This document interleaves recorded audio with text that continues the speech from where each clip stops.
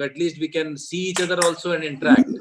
So I welcome you all to this Grace Live Challenges and Opportunities for Residency and Citizenship Solution post-COVID 2019.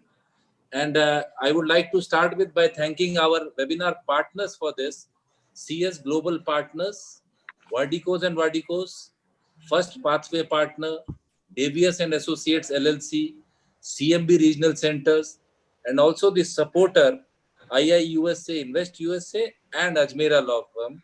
Thank you very much for supporting this event. So now to take this further, I would invite our President Dr. D.K. Agarwal ji from PhD Chamber to give his presidential address. Thank you, Naveen. Good afternoon, everyone. Today we have a galaxy of speakers to this wonderful, a very popular program on global residency and citizenship solutions post-COVID-19. I welcome Ms. Inga Wellings, Business Development Manager at CS Global Partners, Mr. Mohammad Asaria, Managing Director and Founder, Range Developments, Ms. Lina Motwani, Associate Vice President, Art and Capital, Mr. Christos Vadikos, Attorney at Law, Consul of the Commonwealth of Greece, Dominica. Then we have Mr. Samin Esgard, Senior Vice President of Global Business Development, First Pathway Partners, Mr. Mark Davies, Chairman, Davies and Associates LLC. We have Mr. Prashant Ajmera from Ajmera Law Group.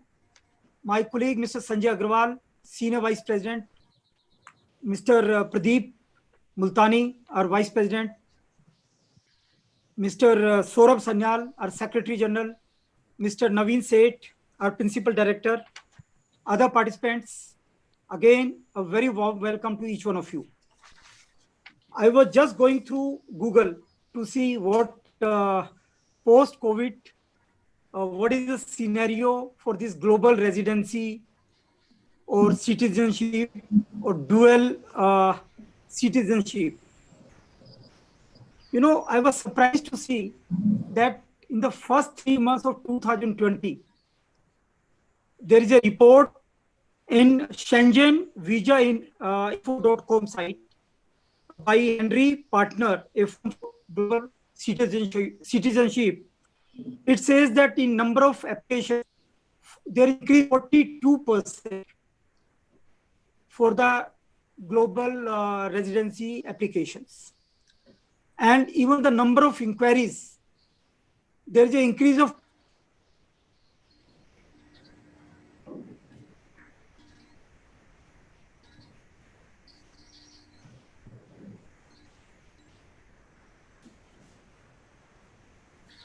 So we can't hear. Voice audible at that time? No, sir, in between it has gone, sir. No, okay, no issue. So I was saying that there was an increase of 25% in terms of number of queries. So did everybody hear up to that? Yes, sir. Yes, sir. Okay, perfect. So the first question is, after COVID-19, when the paradigm shift is there, we say it's a new world. And the paradigm shift in terms of how we think about this world, how we think about the humanity, our perspective about life, our perspective about our work, our businesses, there is a sea change. And the technology is now ruling our life. So what is the change which will happen in terms of our demand or our desire to have dual residency? Why we go for dual residency? You know that there earlier, pre-COVID, there could be number of reasons. One could be that we want a better passport than we already have. A better passport means in terms of visa restrictions, if you can travel to number of countries without having any visa requirement. These are the things which a lot of businesses, a lot of businessmen would like to have, these kind of freeness. So that is, of course, one of a very important reason. Like in case of Chinese residents, particularly Chinese find it very difficult to get visas, and that it takes a lot of time. So if they can have visa for say US visa, US residency or EU residency, then the travel becomes very convenient, and that hassle of taking visa every time, applying for visa, being in queue, so all those hassles go away. Similarly, the governments, when there's an unstable government in your country, what is the insurance? So one wants to have a backup, insurance against the unstable government, insurance against various invasive laws which suddenly comes in your country. So people want to have insurance against that. Then you want to unlock new opportunities. A lot of emerging countries, they are offering huge opportunities. Just to talk of one country, Cambodia, it doesn't encourage a lot of foreign investments, but there are huge opportunities. So how to avail those opportunities? You cannot buy real estate. There are a lot of restrictions if you're not a permanent resident of that country. So if you can get the dual residency, if you can get the passport of that country, then all those opportunities get unlocked for you. So that is another reason why people go for dual residency. Then one of the most important reason was people want to reduce their taxes. You want to optimize, you want to protect your assets, you want to optimize your taxes. And if you are a US citizen, then all your global income gets taxed. So how you can avoid paying such a tax if the taxes rates are very high, or suddenly in your country the tax rate increases? If tomorrow Trump increases the tax rates, so what alternative, what backup you have? So these are the questions which ponder in the minds of the any resident of a country. So that could be one of the consideration. Of course, as I said, it makes traveling very easy. Like in case of Israel, most of the Middle East countries, they do not allow the travel, or they take a lot of time to give the visa. But if you have a dual citizenship of any of the say Dubai or Qatar, then doing business with these countries becomes very easy. And of course, business opportunities, new markets.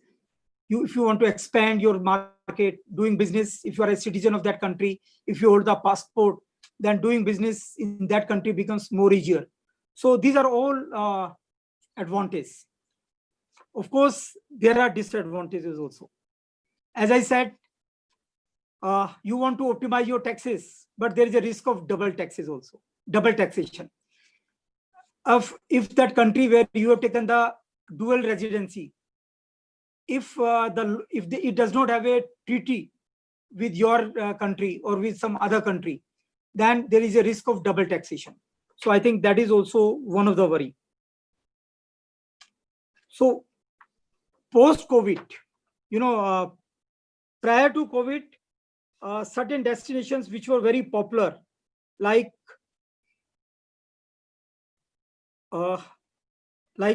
Portugal, Switzerland, Cyprus, Montenegro, Malta, Saint Kitts and Nevis, Australia, they were very popular.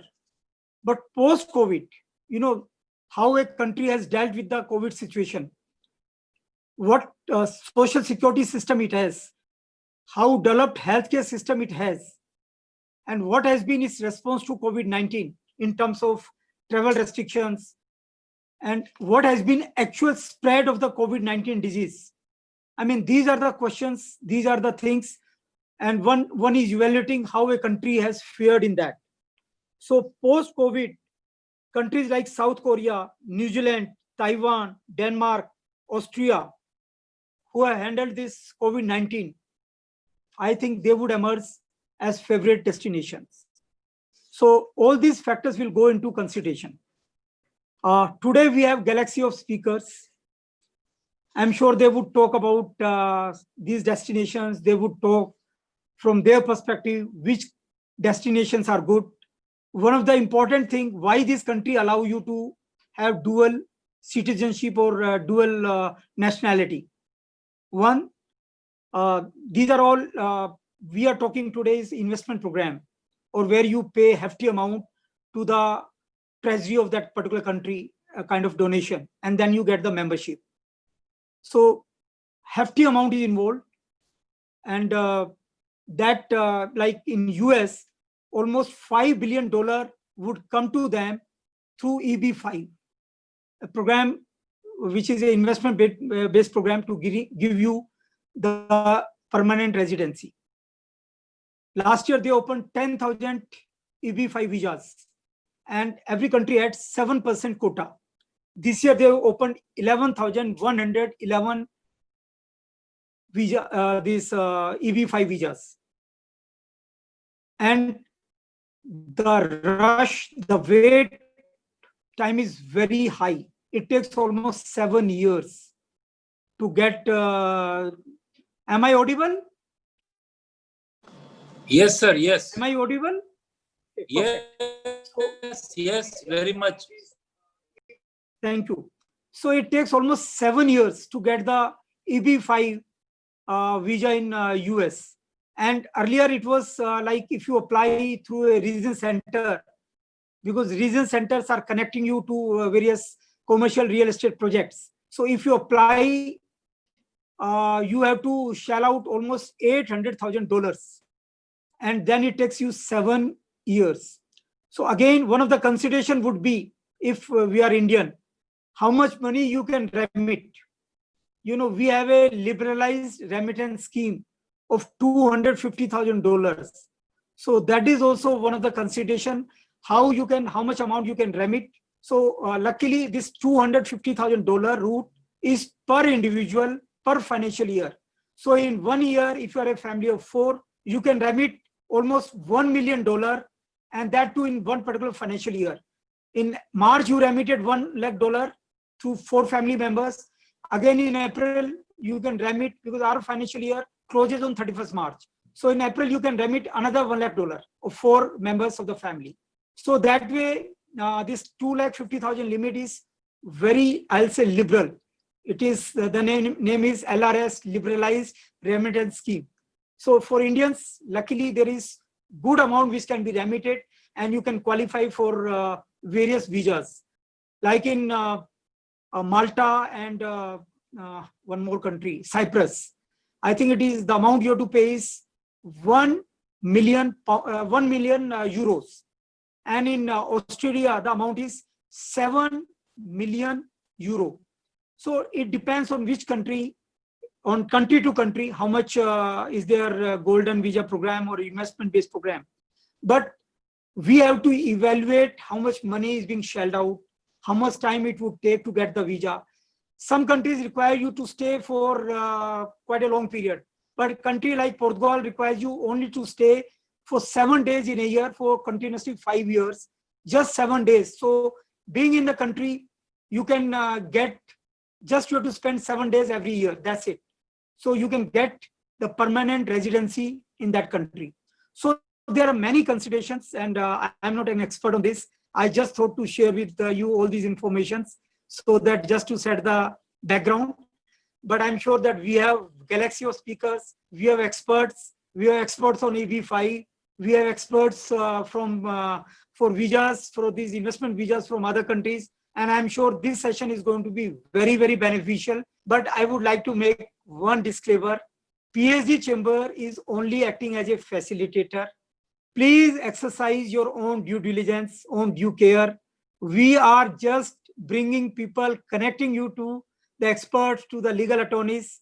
PhD Chamber would like to make this disclaimer, this statement very clearly. You have to do your own due diligence, and you are the best judge whether you should go for this visa or that visa. Please remember this thing very clearly. With this, I close here. Thank you all the participants for joining today's webinar. Thank you all the experts for coming today. And I'm sure that your inputs will help our listeners in a big way. Thank you very much. Thank you very much, President Sir, for setting the ball rolling and giving a broader view of this. So now to take this further, I just wanted to tell each and every participant and panelist that we have split this program into two parts. The first part, we have 4 speakers. The session will be moderated by Mr. Prashant Ajmera ji. The second part, we have basically the EB5 panel discussion, where our friend Mr. Mark Davis will be moderating that session. And each, the first session, we are giving 15 minutes to each speaker. So the moment you are touching your time, there will be a bell sound which you can hear. Mayank, if you can ring that bell so that everybody knows. That's important. Yeah. Mayank, this is the sound you will hear once you are reaching your time.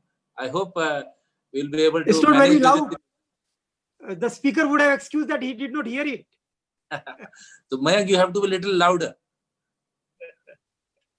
So I just want to give the floor to Mr. Prashant Ajmera, who is the immigration lawyer and founder of the Ajmera Law Group, who will be the moderator for this. He is also one of the supporter of this event with us.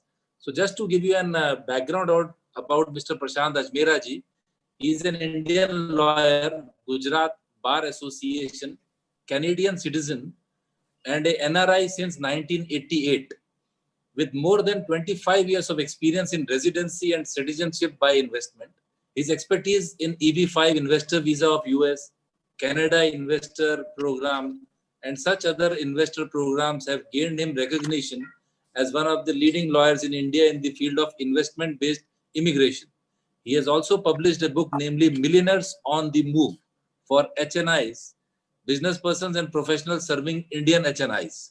So over to Mr. Prashant Ajmera. Thank you. Good afternoon. Good afternoon, everybody. Sethji and Dr. Agrawal Saab, PhD, Chamber of Commerce, all the panelists. Welcome to all of you for joining this sessions. Hopefully everybody is at their home, so I don't have to ask where are you. But in these situations, I think PhD Chamber of Commerce has taken a very great initiative to bring this subject online and bring the so many speakers plus the attendees. I can see right now it's almost, we have crossed the 116. So it's a huge number is there. And while we are basically sitting at our home, getting more and more worried about that, what is going to happen to our life, what is going to happen in so many different aspects, we want to basically make a decisions about the children's life and the children things.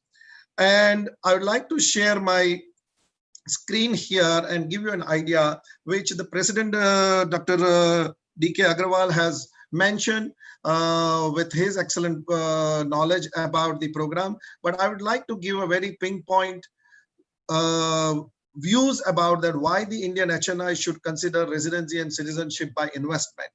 My presentations or my talk is only 5 or 6 slides, and it's targeted towards the 2 audience. One is towards the Indian citizens, those who are considering residency and citizenship by investment.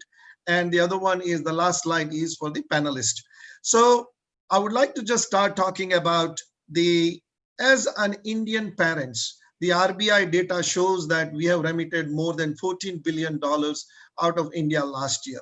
Out of that, the majority of the amount was remitted for the purpose of children's educations. And with that background, that we have spent the large amount of money for higher study. Also, the way in which we have the immigration industry in India, which is not regulated, there is certain myth and reality is there amongst the Indian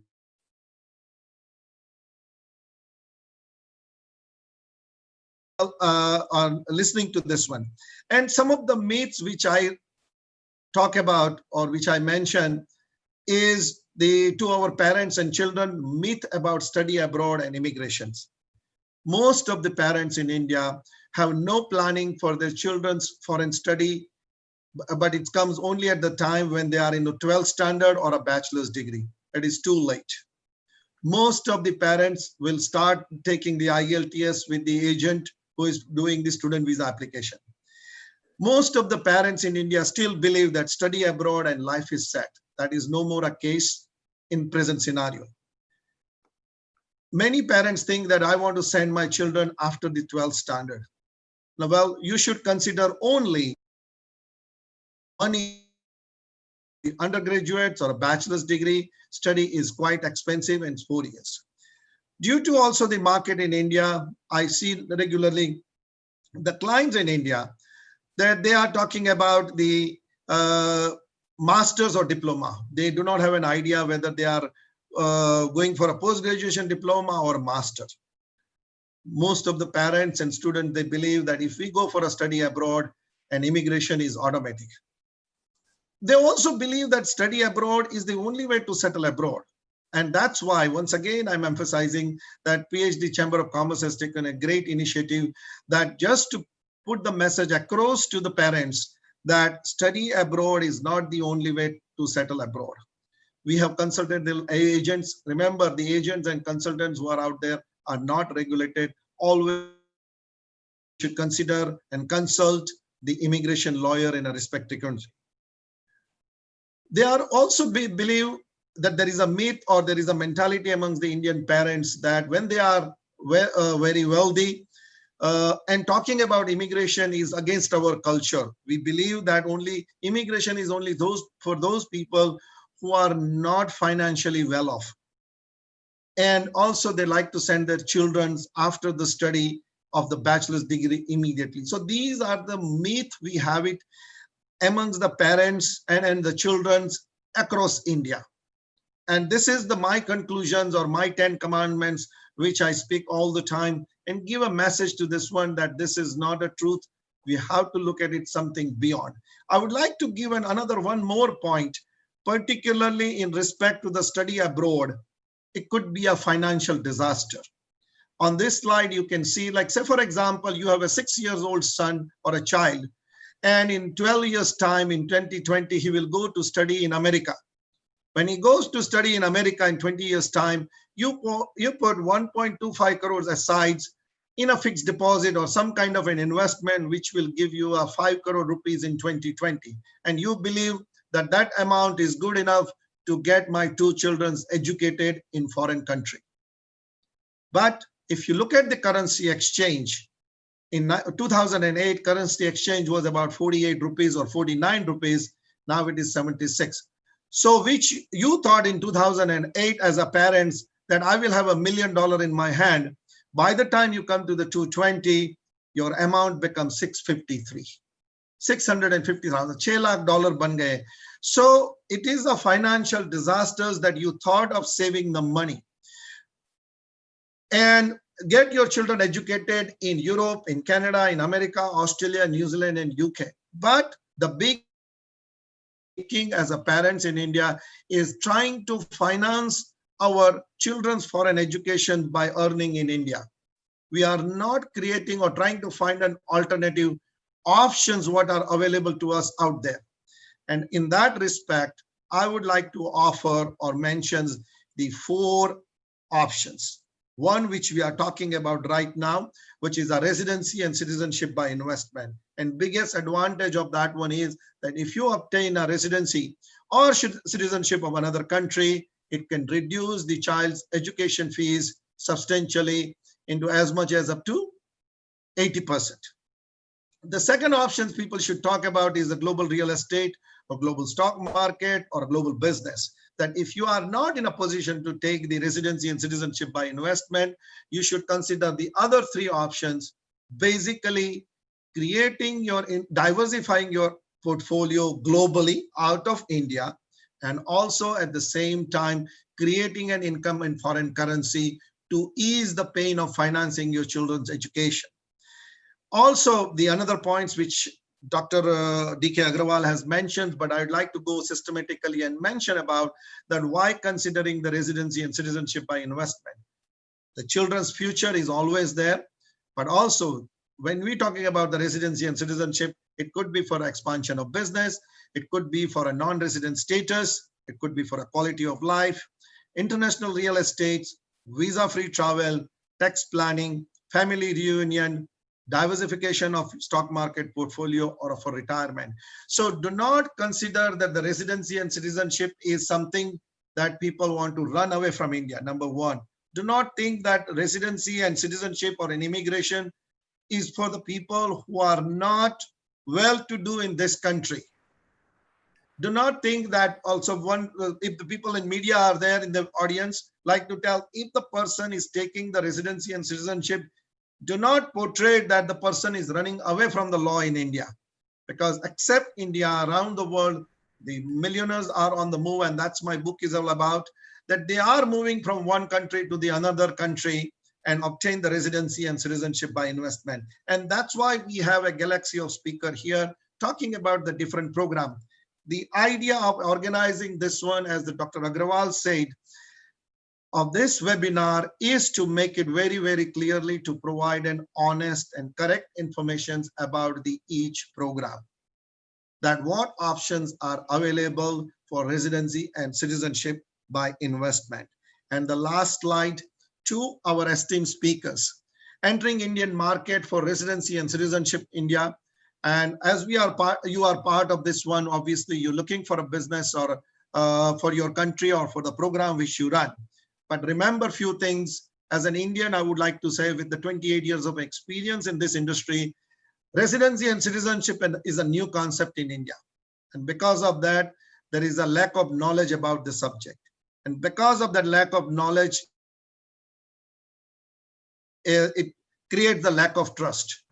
Because these two combined factors, it also creates a problem in completing the transactions, remittance, tax advice, and reporting. Have patience and be ready to reply many questions and have several meetings with our Indians. With that being said, I'd like to conclude this one, and let's start our speaker sessions. And the first persons I would like to invite is Miss Inga, Business Development Managers at CS Global Partners. I'd like to give a brief introductions about her. Miss Inga Valerie Welling, a Business Development Manager at CS Global Partners in Dubai office, is one of the many international hubs for the leading international investors, immigration, and advisory. Inga specializes in providing a citizenship by investment and residency solution for a diverse and high net worth individual client base with a focus in the Middle East region. She is fluent in English, Russian, and Italian. Inga is an economist, anthropologist, humanitarian with very strong people skill. She has an extensive management experience with visions, planning, and executions at her strongest points. So may I welcome Miss Inga Welling from CS Global Partners. And once again, Miss Inga, thank you for supporting this event on behalf of the PhD Chamber of Commerce. Miss Inga, floor is yours. Go ahead.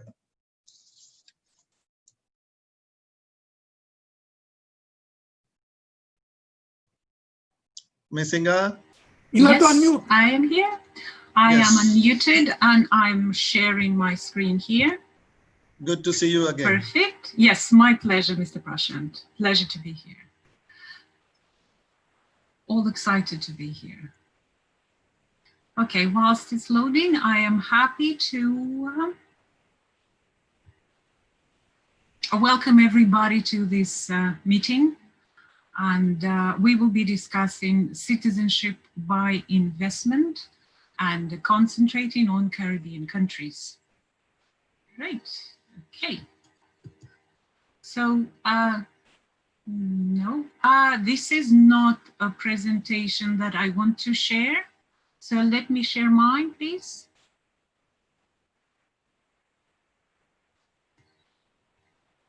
Organizers, please. She will I'm share sharing. herself.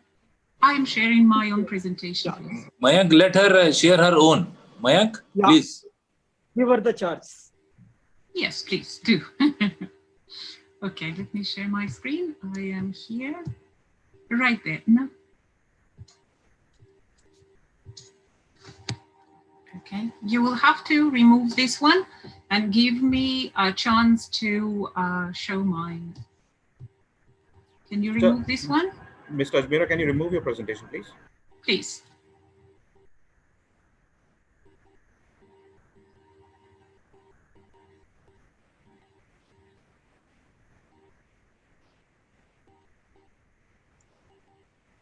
Mayank, it's okay? Ms. Inga, I can see the screen now. Are you able to see the screen? You can share your presentation now. I think this presentation is being overrun by life-changing decisions made easy, and this is the one that I am supposed to be given. Ms. Inga, actually, we can see the screen clearly. So if you want, you can just try and share. Maybe there is some network issue at your end. So if you can just try once sharing. Okay, let's see. Let me just close that one. Or let me go to mine. No, this is overrun completely. Is it possible if you can just drop me a mail? I'll just immediately issue the presentation for you. Let me do that. Mayank, in the meantime, you want me to do the another one? Should I ask Muhammad Azaria to do it? Yeah, I'm happy to do that. Don't want to hold up anybody. Yes. Okay. Thank you. Good afternoon, Muhammad. Sorry about this one, guys. This technical glitch, but we'll try to correct this one. So we'll go to the next speaker. I'd like to introduce Mr. Muhammad Azaria, Managing Director and founder of the Range Developments. Muhammad Azaria is a Managing Director and Board of Members of the Range Developments, an international luxury hospitality development company that develops luxury resorts in the Eastern Caribbean under the Citizenship by Investment program. Born and raised in England, Mr. Azaria has a dual background in law and investment banking. A graduate of the Trinity College, Cambridge, he began his career as a Lowell's, the international law firm, and an interest in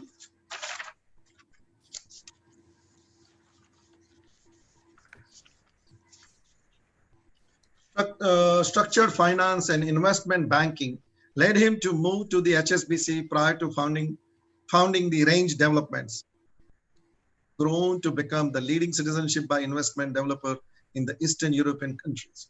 Range Development is the only developer to have completed 2 5-star resorts under the Citizenship by Investment program, Park Hyatt at St. Kitts and the Cabrit Resorts and Spa Kempinski in Dominica. Range Development has gained a reputation for developing ultra-luxury high-end resorts that are transformational. Work on the construction sites of Range Development's third Citizenship by Investment program, 6 Sense in Grenada, have commenced with the completion due in 2022. So ladies and gentlemen, may I present to you Mr. Muhammad Azaria from Range Developments. Muhammad, floor is yours. Please go ahead. Thank you, Prashant, for that really kind introduction. And it's great to be here presenting to all of you this afternoon amongst so many friends and professionals in the citizenship by investment industry. I think the chairman gave such a fantastic introduction to the business as a whole. And it just shows how topical these discussions have become in India. Pre-COVID, I was finding myself in India every fortnight. And post-COVID, I find myself on a webinar every other day, reaching out to Indian investors, whether Indians living in India or NRIs. Such has grown the demand for this product in the past few weeks and past few months. So let me give you a short background about who we are and the citizenship programs in which we operate. And then I can talk more about why this is an essential tool for all high net worth investors in the post-COVID landscape. As Prashant kindly mentioned, we're a developer in the Eastern Caribbean. We've built the Park Hyatt Hotel in St. Kitts. We opened that in 2017 to glowing reviews, best hotel in the world, by one of the best hotels in the world by Condé Nast. Similar reviews were received by our hotel in Dominica, the Kempinski, which opened at the end of last year. And we've recently embarked on the Six Senses Hotel in Grenada. We signed up with the government approximately 12 months ago. We're already on site, and we look forward to timely completion in November 2022. We've had over 1,600 investors in our projects to date, 4,000 individuals who've granted second citizenship through our projects, and we've had the privilege to create over 2,300 jobs. So as you can see, it's a win-win for the countries in which we operate, and it's also a win-win for the investors because they obtain a very needed tool, second citizenship in this day and age. Time is limited, so I'm not going to spend that much time talking about our developments in detail. I'll just flick through a couple of pictures. They say more than 1,000 words. And I look forward to welcoming all of you in the Caribbean personally once this COVID pandemic has left us, and hopefully as citizens of the respective country. So let's really focus on the project that we're actively promoting today, which is Grenada. Grenada has had a citizenship program for the last 2 decades. It has become very topical in the last, I'd say, 6 to 9 months. And why is that? Firstly, as the chairman pointed out, global mobility. A passport from Grenada allows its holder to travel to 140 countries without a visa. UK, Schengen, China, Russia, Southeast Asia, all of Latin America.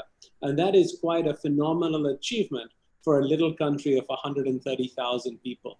I will add to that, out of all of the countries offering citizenship in the Caribbean, Grenada is an outlier. It has the widest ability because it has visa-free travel to China, which none of the other peers in the Caribbean offer. And hence that has been very attractive with certain investors. Now, I appreciate you will say to me, in today's day and age, we can't travel anywhere. Visa-free travel was a distant memory. What I will say and what I will hypothesize is that post-COVID, it'll become even harder to obtain a visa if you're from certain countries, and hence the benefits which Grenada citizenship provide are significant. Another very key point to keep in mind today, the Western world, the US, Europe, they all have tools to hand to inject significant financial stimulus into their economies. Trillions of dollars have been put in by the Federal Reserve into the US economies. In the emerging markets, in India, we don't benefit from having the same tools. The government doesn't benefit from having the same tools. So people are talking about higher taxation, more capital controls, higher inflation. Prashant mentioned depreciation of currency. All of these problems are more likely to accentuate post-COVID. And hence, second citizenship not only provides for the free movement of an individual, it also provides for capital mobility. And that's something which has to be remembered.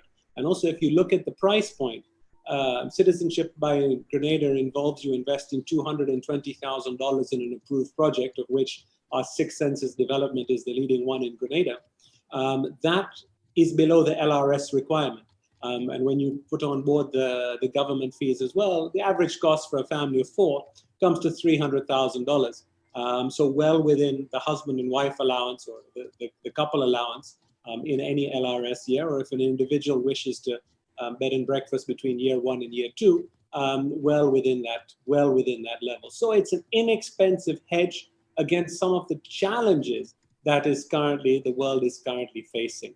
And what is key is the government of Grenada recognizes that today we are all in lockdown, or we're all in some form of partial lockdown. However, citizenship is so vital to the relevant country's economy. They're facilitated online applications. So the full documents can be submitted online. And even in this day and age, we're still receiving citizenship approvals within 60 to 90 days, which I think is a fantastic result and a fantastic effort by the new team, which has been introduced in the government by the government of Grenada, who run the citizenship unit, who are tasked with ensuring efficiency whilst maintaining the integrity of the program.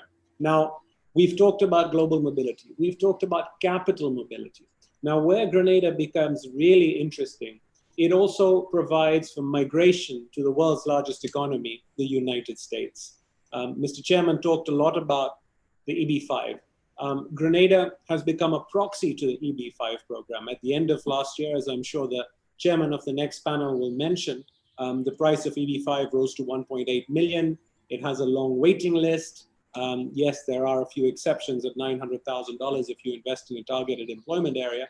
However, these changes took EB-5 out of the financial reach of a lot of people, and it took EB-5 out of the time period that people were willing to wait to move to the United States. For whatever reason, there's a lot of people, which we found in India, who wish to be in the United States in an expeditious manner. Now, Grenada has entered into something called a Treaty of Trade and Commerce with the United States. This was awarded to Grenada in 1983 after Grenada was invaded by the United States at the end of the Cold War.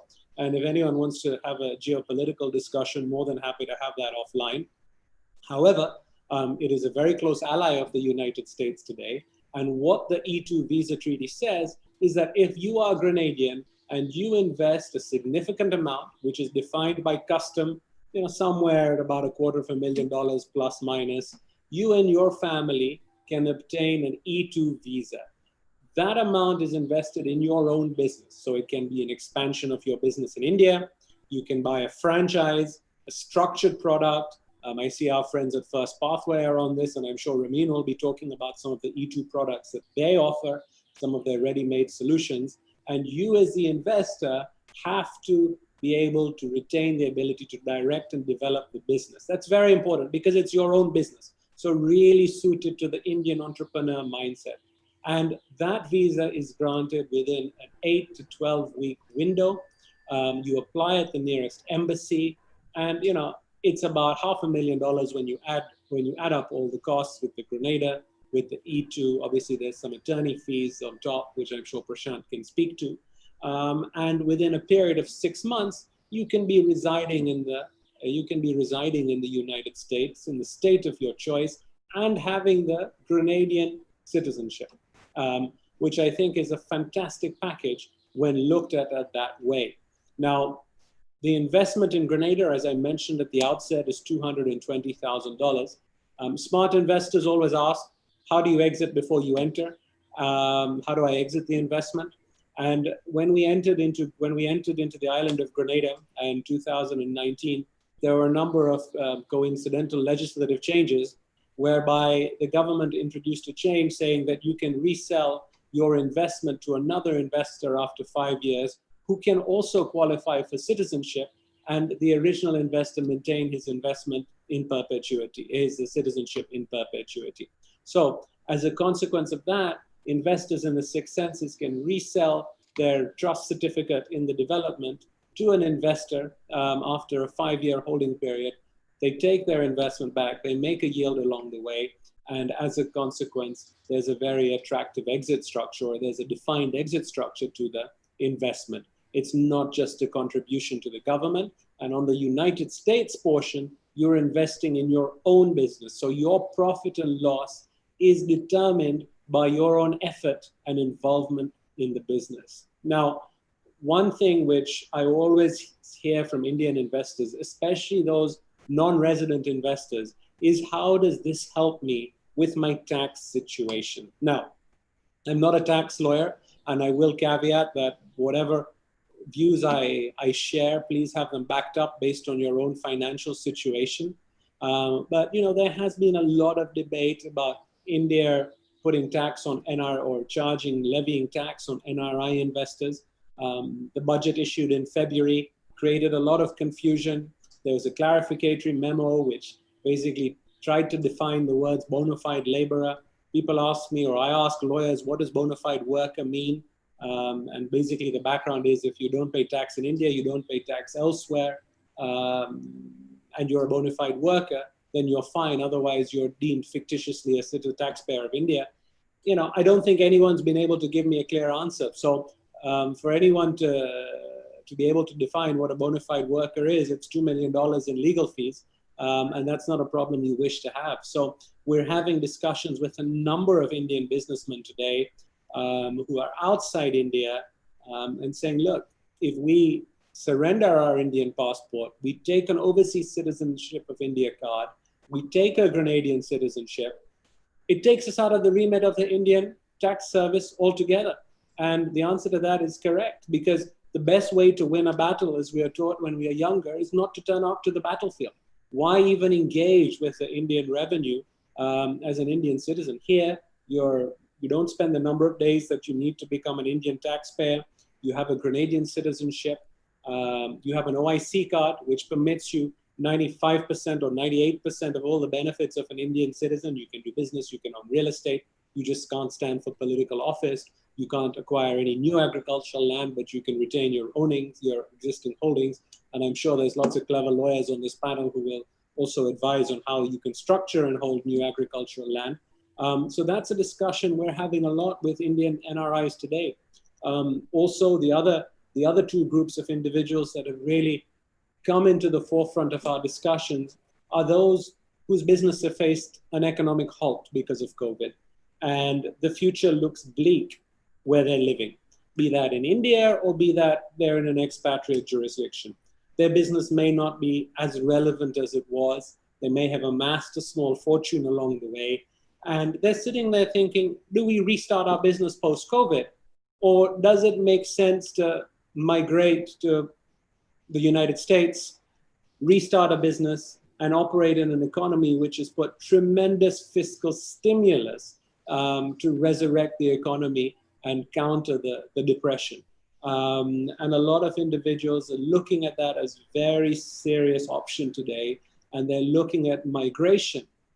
In addition, when you look at the whole deglobalization pandemic, for want of a better word, which is sweeping the world, having a Grenadian passport with an E2 residency in the United States allows you to become intertwined in the fabric of society in the United States. And as a consequence, you're near your customer.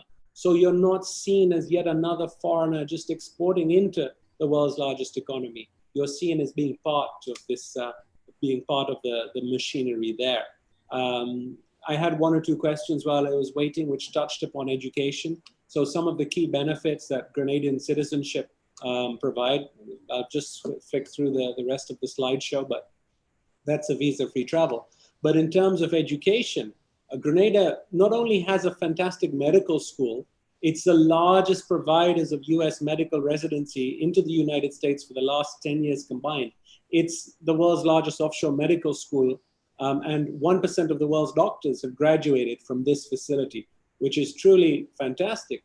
But also, if you're an E2 visa holder and you fulfill the residence requirements in the respective state, your children can benefit from free education below 18 and at university from in-state tuition, providing you meet the relevant criteria. So that's a very attractive benefit. Here's a couple of case studies showing approvals in less than 80 or 90 days. What a fantastic achievement, and the total turnaround in the efficiency of the unit under the new head of the unit, Mr. Clouden. A little bit more about the E2. One thing which is very important is tax. So again, I'm not a tax advisor, and please clarify this with your own chartered accountants. But if you spend less than 122 days in the United States on an E2 visa, you're not subject to global taxation only on that amount derived in the United States, which is really interesting because as soon as you become a permanent resident, whether under EB5, EB1C, or a citizen, all your assets worldwide are subject to tax. God forbid you inherit some money through the passing away of a near one, that's also taxed. So, becoming a permanent resident of the United States has many, many advantages, and it's the right solution for a lot of people. However, there is a group of people out there who, irrespective of the price, in terms of EB5, they can afford it. They're happy to wait, whether it's 3, 5, 7, 15 years, depending on where they're coming from. They can wait. But for other people, Grenada E2 is a standalone distinct advantage. It's not just a proxy. Take the example of you have a businessman in India, in Gujarat, has a textile mill. He wishes to continue his business. He wishes to diversify into the United States, to have a plan. God forbid things get a little bit more difficult in his home state economically or personally or socially. His wife wants to move to the United States. His kids wish to study there. He could expand his garment business into the United States, or he could acquire a structured product franchise from Ramin. And ultimately, either of those solutions, if that individual wasn't in the United States for 122 days, he doesn't pay any tax. Now, if he took a Grenadian passport, relinquished his Indian passport, and didn't become an Indian tax resident because of he spent less than the prerequisite number of days and he lived the rest of his number of days in a third country, that could be a very efficient tax structure altogether.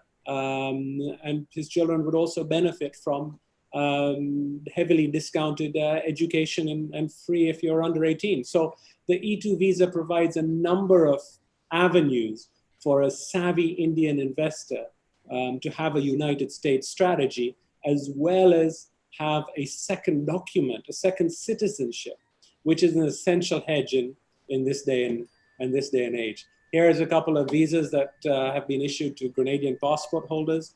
I know Mark and his firm have been very active in India, and they have a number of their own clients. I don't want to steal his thunder, but he'll give you a couple of case studies, I'm sure, during his presentation. And in terms of the cost, as we mentioned, the investment is $220,000 in our development. There's another $80,000 of government fees for your average family of 4. It depends on the demographics and the ages of the dependents. 220 may be liquidated after 5 years. The share may be sold to someone else who wants a passport, and you retain your citizenship in perpetuity, and you make a yield along the way. What are we developing in Grenada? We're developing the Six Senses Hotel and Resort. Six Senses is almost a perfect brand for tourism in the post-COVID world. And I'm penning a piece on this, which will be published in one of the leading travel industry magazines in the next few weeks. And I do hope the organizers will share that with you. Not only was Six Senses named as the travel and industry #1 hotel for the next 3 years, for the last 3 years, it's based on sustainability and a low density travel experience. If you look at our development in Grenada, it's 100 rooms over 24 acres. Only 20% of the land is built on.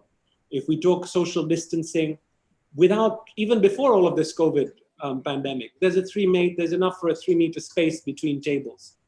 There's no corridors in the hotel. It's all individual bungalows.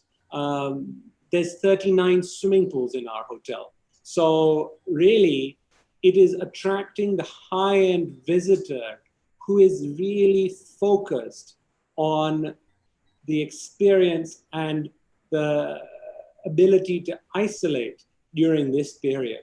And in fact, it's not just Six Senses. Our development in St. Kitts, it's on 19 acres, and that's 126 rooms.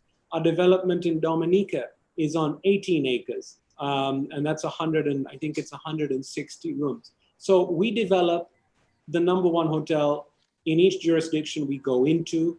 We provide an experience which is unmatched. And that, I think, is something very important when you're making your investment decision today. Because a savvy investor is looking at the benefits of the citizenship, but he also wants to make sure the company he's building has the ability to deliver, which we certainly have proved we have based on what we've done to date.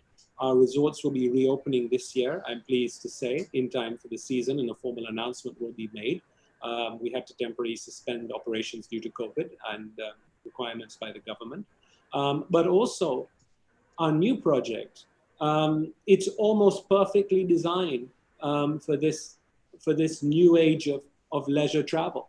And I think that's very important when you compare it to a block hotel where you have 300 rooms focused on 3 or 4 acres. That's no longer a luxury experience, or no longer defined as luxury. Hello? In this day and age. Hello. Hi. Sir. Have I gone over? Have I gone over? I think, Mr. Mohammed, yes, the time we have to be restricted. No problem. Well, enjoyed every minute of it, though. Let me just say thank you for everyone's time and attention. And I appreciate being part of this panel and being invited. So let me hand back to you.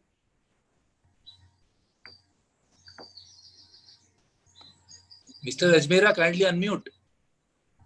Yeah. Thank you, Mohammed. Thank you for your kind words. And I know that you have a lot to say about it. You can go on for another 2 hours. Yeah. Because you are so passionate about your professions and developing your hotel. But let me go back to Inga Wellings. Inga, I think we have already done your introduction. So if you can start your presentation, please.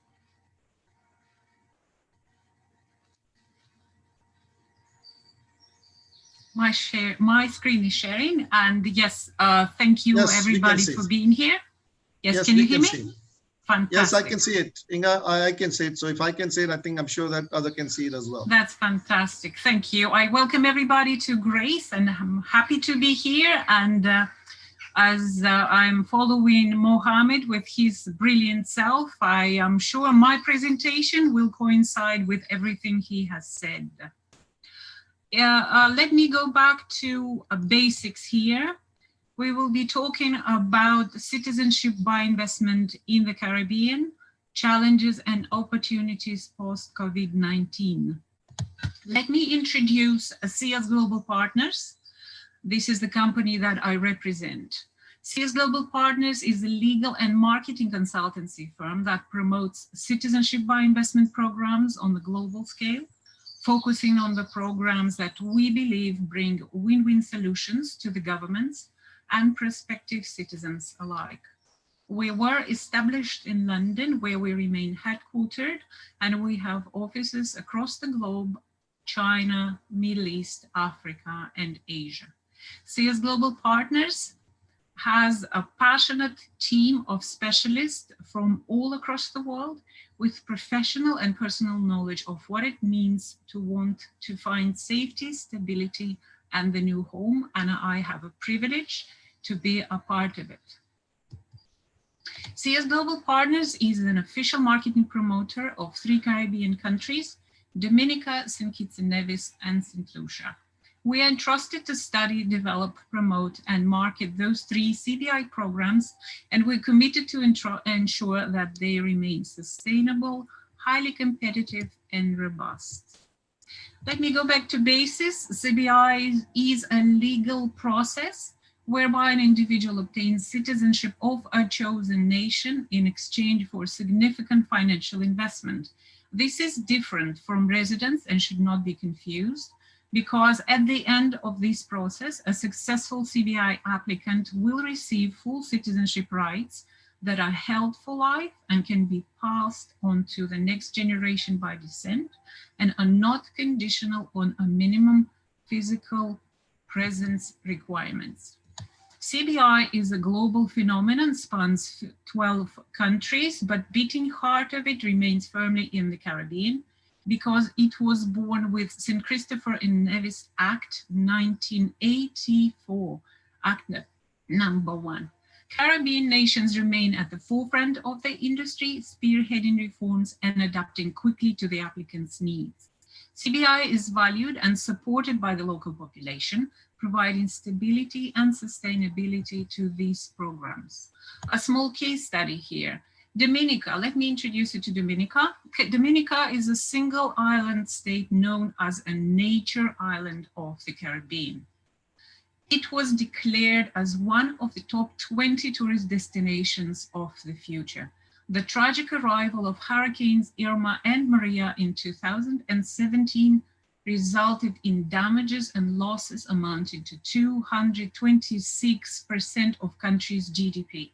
It was predicted that Dominica would need years to recover, and yet thanks to the fund obtained through CBI programs, Dominica was soon on its feet, launching an extensive Build Back Better program and pledging to become the world's first climate resilient nation. Within a short period of time, hundreds and thousands of homes were built, hospitals, health centers, roads, bridges were repaired, and visitors were fast returning to explore the country's hot springs, rainforests, and waterfalls. The COVID-19 pandemic caused devastation of a different sort across the globe, with tragic loss of lives, lockdown with its enormous social and economic effect, unemployment, collapsed business connections, and reinstated borders. We all see and feel those effects. Caribbean government decisions were swift and resolute. Financial support for furloughed workers, increased number of intensive care units, virus testing on arrival, testing of the tourism industry workers. This resulted in expected resumptions of flights into the region from 4th of June. This is as quickly as it takes to recover for the country like Dominica or any other Caribbean in the region. CBI units face challenges of their own, amongst others, receipt and dispatch of official documents, completion of due diligence, limitations of movement made it difficult to view real estate properties for investment. Combined, so Dominica and St. Kitts and Nevis have opened their online portals such that processing can begin and applicants does not miss a time-sensitive key thresholds, such as limitations for dependent. Only a limited number of documents can be uploaded on that portal, and it's needed for the application to start. Due diligence will commence using those documents received through the online portal of Dominica and St. Kitts and Nevis. However, no approval in principle will be issued without all documents being received in physical form and checked by the relevant unit staff. When it comes to real estate, developers generated virtual tours options for the interested purchasers. Both of the offices responsible for the issuance of naturalization and registration certificates and the offices responsible for passport issuance remained open throughout the whole COVID-19 pandemic. Caribbean government combined effort of the governments and its departments minimized the effect of the devastation of COVID-19 and ensured that CBI application process ran with as little interruption as possible. Dominica and St. Kitts and Nevis have provided a model for how CBI nations can successfully respond to the crisis, such as one posed by COVID-19 pandemic. And they are able to do so because they have an experience and capability to quickly respond to the needs. COVID-19 pandemic has brought to light new priorities, with health and security clearly taking center stage. Current statistics show that 16 recorded cases of COVID-19 in Dominica, out of which all have successfully recovered, while St. Kitts and Nevis had 15 confirmed cases with no fatalities. These demonstrate that health system of both countries is more than adequate, not overloaded, and capable of coping with such pandemics. Safety and security. Let me point out that Dominica and St. Kitts and Nevis are both stable democracies that respect rule of law, and they have great diplomatic relations. No one will be unfairly prosecuted, harassed, or discriminated against by creed, color, or religion. Economic stability, that's one important point, traditional one. According to January 2020 report in Economic Commission for Latin America and the Caribbean from the United Nations, the Commonwealth of Dominica was the fastest growing economy in the Caribbean region in 2019. They jumped up to 9%. And it is attributed to CBI, soaring tourism numbers, public sector constructions, offshore and other services. Citizens of Dominica have an opportunity to diversify their portfolio by investing in this growing economy.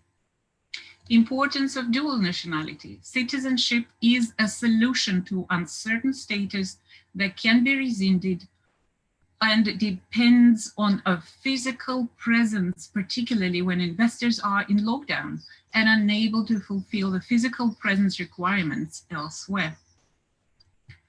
As soon as borders reopen post-COVID-19, Dominican and St. Kitts and Nevis citizens will once again enjoy global mobility with visa-free travel or visa on arrival to an excess of 140 countries without the requirement for time-consuming visa paperwork, embassy meetings, and biometric appointments. Dominican and St. Kitts and Nevis allow you access to the new business platform, business hubs, and industries in a business-friendly environment. And the last but not least, quality of life. Caribbean islands are called tropical paradise for a reason. They offer you a clean air, water, tranquility, nature, perfect weather all year round. Anyone who has spent winter in India knows what I'm talking about. Previously, we have mentioned health facilities. Educational advantages also should not be overlooked. And of course, family. As per reference to the slide, one of the key features of Dominica and St. Kitts and Nevis CBI program is that application can include main applicant, the spouse, children of different ages, parents, and grandparents. So as you can see, nobody needs to be left behind. I would like to tell that citizenship of Dominica and St. Kitts and Nevis are one of the most cost-effective ways to obtain second citizenship. Investment details of Dominica, you have two investment options: economic diversification fund, which is donation option, and pre-approved real estate. If you wish to go for economic diversification fund, single applicant will need to invest $100,000. Main applicant and the spouse is $175,000, and family of 4 will require an investment of $200,000. Pre-approved real estate, which should be held in your name for minimum 3 or 5 years, will require investment of $200,000. Please note there are government fees that are applicable to in this option. Details of CBI program of St. Kitts and Nevis, 2 investment options as well: sustainable growth fund and pre-approved real estate. As you can see by numbers, main applicant will require to invest $150,000. Main applicant and the spouse $175,000. Family of 4 is $195,000, with every additional family member will only require $10,000.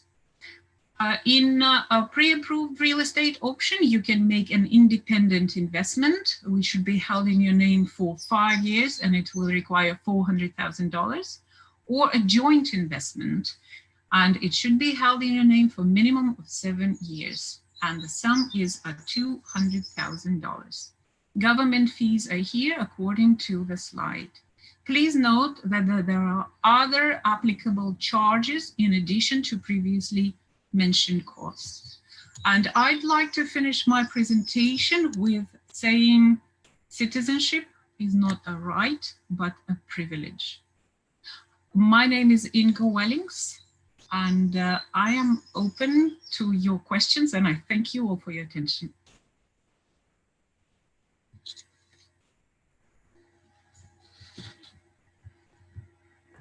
Okay. Yeah, Mr. Ajmera, please, can you take it further? Mr. Ajmera, you are muted. Sorry. Thank you, Inga. Thank you very much. Thank you for finishing in time in 15 minutes. So that was a good achievement we have here in saving the time. But also the question and answer, we'll do it because it's going to be similar kind of a questions. And as each speaker is picking a different jurisdictions or a group of jurisdictions. So from your perspective, you can give an answers when we finished with the Lena and Mr. Christos from the Dominica as well. So let me just go to the next speaker and introduce Miss Lena Motwani. Lena has over 18 years of an experience in various industries such as an aviation, real estate, and immigration. She brings to Arton Capital over 4 years of practice in the citizenship by investment industry in UAE, Qatar, and Kuwait. Ms. Motwani is known for providing trusted advice to the HNIs and high net worth individuals on their investment portfolio with notable investment into real estate. So, ladies and gentlemen, may I present Lena Motwani from Arton Capital, one of the reputed law firm in the residency and citizenship market. Lena, please, you can go ahead. Thank you. Thank you, Mr. Ajmera. Hello and a warm welcome to all participants. On behalf of Art and Capital, I would like to thank PhD Chamber to give us this opportunity with the distinct panelists for a very interesting discussion so far. So I would just like to touch upon what is Art and Capital, who are we, for some of the people who are participants and would like to know. So also I would like to say that we are touching on the two important countries at the moment. One is Montenegro Citizenship by Investment Program, and the other one is Portugal, which is also called as a Golden Visa Residency. So a little about Art and Capital. Art and Capital is a global leader in citizenship by investment and residency industry. Next slide, Maya. Thanks. We are not only government licensed agents and representatives, but also advisors to the governments and currently mandated for more than 12 governments, as you see on the screen.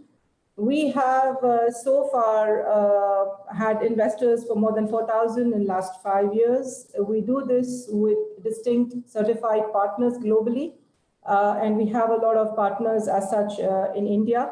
I personally look into the Indian market and Indians globally for all their requirements with Art and Capital. We have more than 17 offices worldwide, and our head office happens to be Montreal, Canada. That's where the firm began its operations, but Art and Capital has its executive and most of the top management and mid-management sits out of Dubai office. That's where currently I am speaking to you all from. Next slide. Thanks. So as you see, Passport Index is a brainchild of Art and Capital and a very effective tool in my opinion, and very much in use after the COVID. We see a lot of people visiting this website. It has more than 55 million views so far. It's basically a tool where you can compare your current passport with any other passports to kind of see and understand what kind of visa-free access you can get, or which passport allows which countries visa on arrival, visa free. It has a lot of daily ranking changes, etc. We had recently worked with the UAE government to enhance their passport and get them on the passport ranking, and they were ranked they were ranked globally on that, and we had displayed the same on the Burj Khalifa as well. We also made it one step easier for everyone by introducing this Passport Index on an app, which also has more than 23,000 downloads as we speak. We also call it as a passport in your pocket. This is more easier for people to access it. They don't have to really go on the internet and check on the websites. It's a very effective tool. I would urge everyone to definitely give it a look once you have time. The next one. So as all the everyone began their discussion with saying the same thing, what happened with COVID and what are the implications and most of it. Well, we were traveling extensively before that. All of my panelist friends from the industry will believe that if today we were not here, we would have been traveling somewhere, giving presentations, meeting high net worth individuals and investors. Well, that's what we do. That's our job. With COVID, we were standstill for a week and not understanding how to reach out to people. What do we do? That's when we began our first webinar series in April.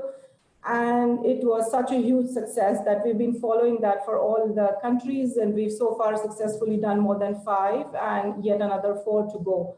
So yes, I think this is the way forward for a couple of months till the traveling is eased out in most of the countries, especially for me to come to India, because that's my main travel, which happens every alternate month. So I think we will get over this very soon, and it's just a part of life. It has given us a lot of experiences and lessons, I would say, and it's helping a lot. So I think we should be good over there. So just to dig into the first program that we're going to talk is Montenegro Citizenship by Investment. Next slide. So this is a relatively a new program that many of you would have heard. This was launched in November 2019.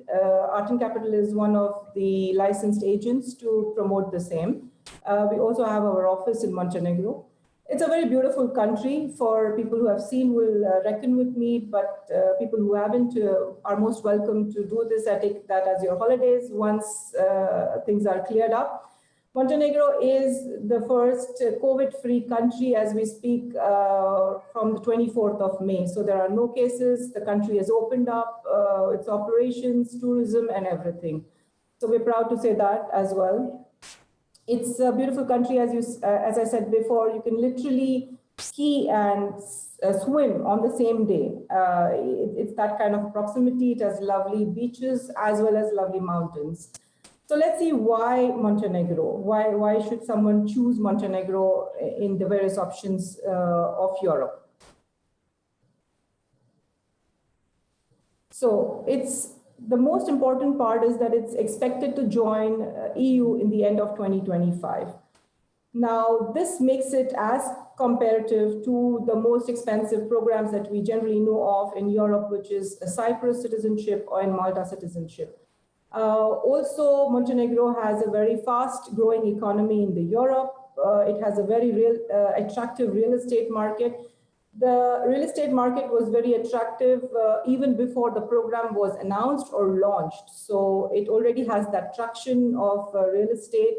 And therefore, we think that people will make good returns out of this investment in real estate. It also has a 9% flat income tax for corporate and personal both, with 0% tax on the global income, which is the most important concern for most of the Indian investors, wherein what happens to my income, which is there in India or any other countries, am I taxed on that? So this kind of eases most of their concerns on that. In terms of security and safety, it's already a member of UN, WTO, and NATO, so it's a very safe country, I would say. This passport gets you a visa-free access to more than 123 countries, including Schengen, as we speak, and most of the Far East Asian countries. The most important part of Montenegro is that it too has a E2 treaty to the US, so it gives that window as well, apart from more other things. It is a very fast program, I would say, with minimal documentation as compared to some other programs like the Canadian, the US, etc. There are a set of documents which you upload online. With the COVID issue, currently we're doing everything online. So there is no requirement of physical documents sent out to our offices as well or to Montenegro. Everything is being online. We're putting it for pre-approvals. It's kind of been quite easy. Nevertheless, Montenegro was never shut, to be frank with you. They were still operating. The unit was operating twice a week and remotely everything was going on. So there was not much of a hitch that we saw with Montenegro, even during the last 2 months, I would say. Next slide. So as you see, this is a basic ranking that I would like to say. This passport gets you to the most of the 62% of the world, I would say. It has a mobility score of 123 with a global ranking of 34, an individual ranking of 84. It has been a good program with a lot of inquiries. A lot of Indians have applied for it. I would also proudly like to say that the first batch of the passports that were issued were to some Indian clients. So it is gaining a lot of traction with that, with a lot of people with word of mouth and references from those clients to us. Now let's see what gets you to get to the citizenship. What are the basic qualifications or the eligibility criteria, as we call it? Next slide, ma'am. Thanks. Applicants must fulfill one of the investment options which is required to get the citizenship. I will move on to the next slide on that, but just to give you a brief idea, it requires a donation of 100,000 euros along with an investment of either 250,000 euros in real estate in the north section or 450,000 euros in the south. along with some government fees and due diligence that depends on the family size. Now, who is eligible? Your main family, like husband, wife, and children. There are no specific age limit or criteria for their children as far as they are financially dependent on the parent as well as in full-time education. You require basic civil documents like your passport, birth certificate, marriage certificate, educational qualifications, bank statement, address proofs, and a source of funds to qualify for this. These are the basic documents along with some forms, medical, clean medical record, and no criminal record, of course. Apply through one of the licensed agents. As I said, this time in the current days, we're doing everything online, so the travel is not required for now. But once things open up, you need to travel there for the biometrics. Next slide. So currently, the government has only allowed the real estate investments of North. They have approved certain of them, around 4 investments in the North to apply. We have very good options for that. With some of them have buyback, some of them are with lock and key, as most of Indians require. So there are a couple of options on that. So this is a combination which is required. It's a donation plus real estate plus some government fees, and you're done. It's a very fast program. We've been successful to get approvals within a short span of time, and end to end, it's not more than a 4-month program.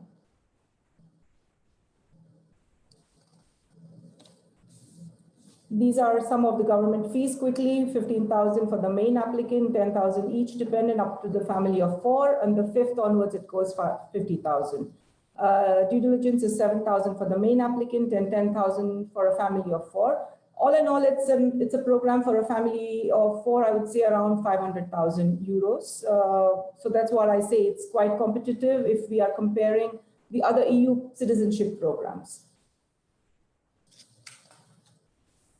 The next program I quickly touch upon is Portugal. It's also called as Golden Visa Program. This is a very, very popular country and a program among the Indians, reasons being varied. Probably Portugal was a part of Goa in the past history, as we know.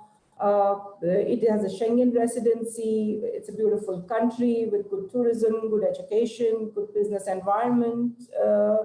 So it has a lot of traction among the Indian investors, even to have the real estate investment. Real estate investment has always been close to the heart of all the Indians from beginning. So they feel good and secure where there is an investment in real estate rather than just plainly giving away a donation or bonds and things like this. So let's see why Portugal. Investors have always found the country highlights, I would say, is it's very welcoming to expats. English is widely spoken language there. It has got good Indian restaurants, so it's very easy for people from India when they even travel for tourism purposes. It's already third most peaceful country, world's leading destination already in 2019, Europe's leading destination, I would say.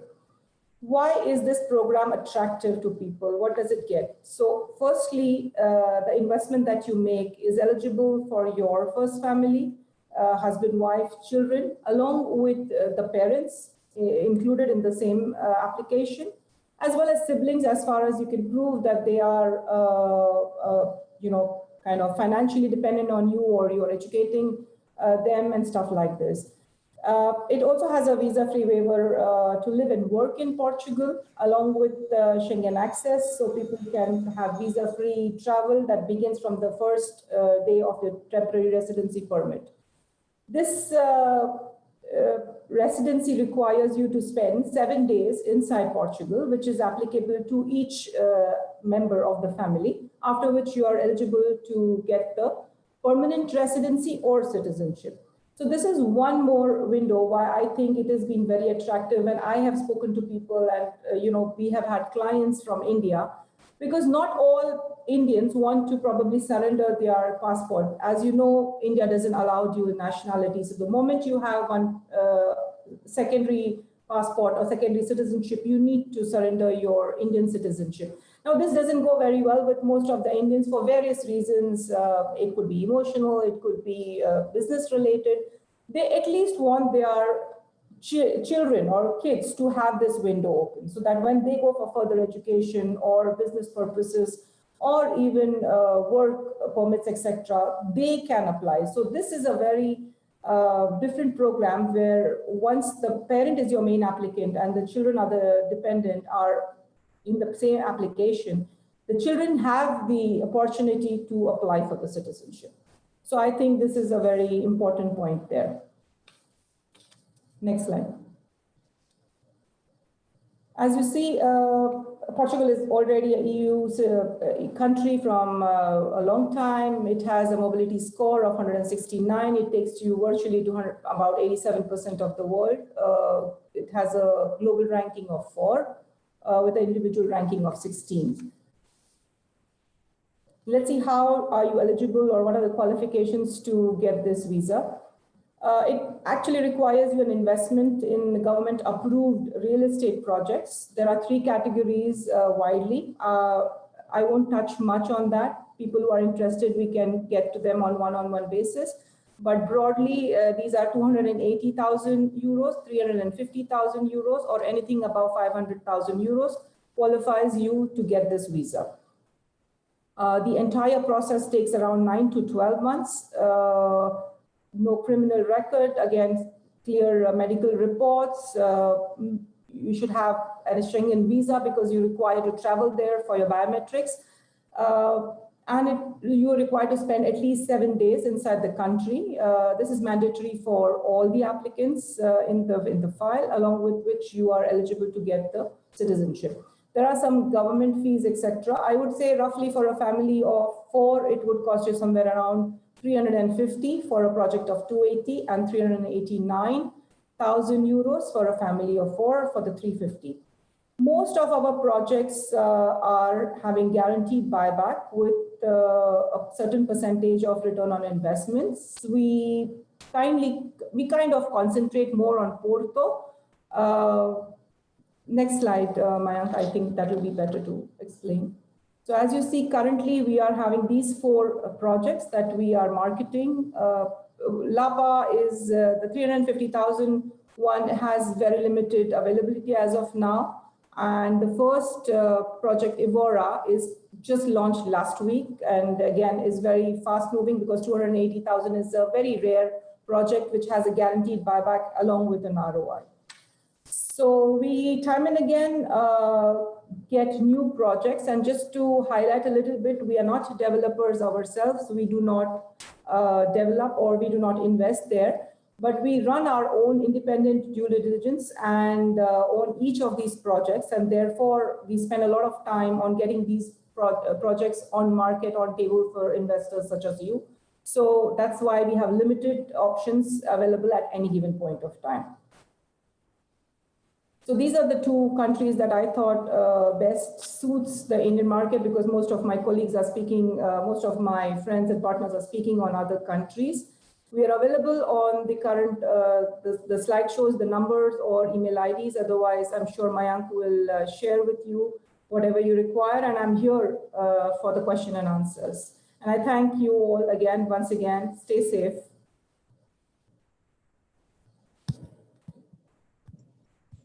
Thank you, Lina. Thank you. It was a very good presentation. Thank you for your time. And now we go to our next speaker. Our next speaker is Mr. Christos Verdikos, Attorney at Law, Consul of the Commonwealth of Dominica. Let me give his introduction. Mr. Verdikos is an Athens-based attorney at law and the honorary counsels of the Commonwealth of Dominica in the Hellenic Republic, acting also as the special advisor to the Prime Minister of the Commonwealth of Dominica for the Maritime Affairs. He is the Vice President of the Greek Consular Corporations. Prior appointment to his current position was the Honorary Consul for the Republic of the Marshall Islands in the Greece. He is the member of the Athens Bar Association, accredited to the Supreme Court, and has published extensively articles on various aspects of the Greek law. He has presented papers in more than 80 international conferences for topics related to the immigration, maritime law, and intellectual property. He manages the boutique law firm Verdicos and Verdicos with associate office in Cyprus, Dominica, Antigua, and Barbuda, St. Lucia, Grenada. In addition, Verdicos and Verdicos maritime affiliated office in various MENA regions, countries, in order to facilitate clients' applications. So with that, may I request Mr. Verdicos to give his presentation. Mr. Verdicos, floor is yours, sir. Thank you. Hello, everybody. Thank you for your time and your attention. I think that I will share my my screen so that things can go more swiftly. Just a moment.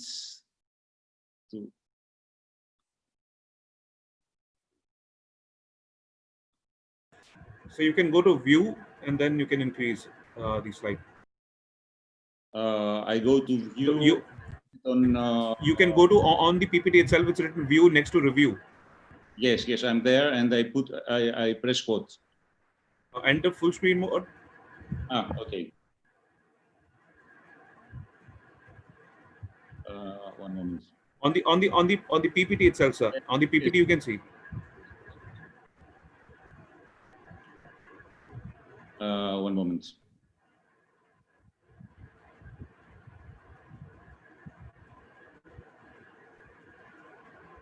Doesn't matter. We'll take it from like that, and whatever it is, I will correct it. I think everything's on the left side. So I would like to thank you. I'm a Greek lawyer, first of all, and I'm also the consul of Dominica for the past 15 years.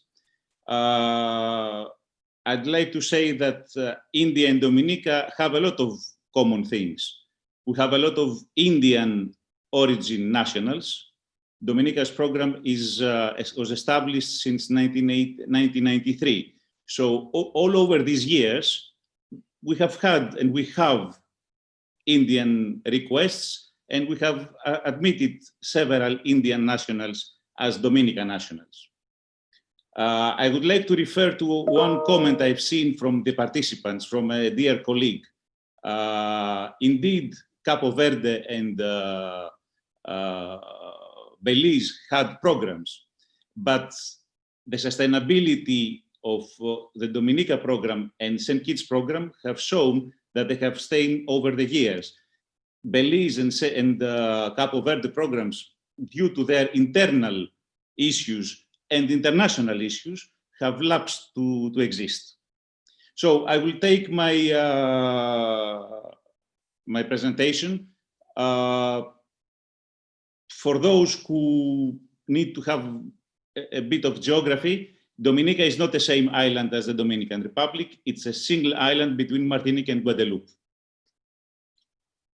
My presentation is going to be very technical, and it's going to show you how you can apply for a Dominica citizenship, even during COVID area, the COVID period, the period of COVID. So, as I said, the citizenship of Dominica, the program has been established in 1993.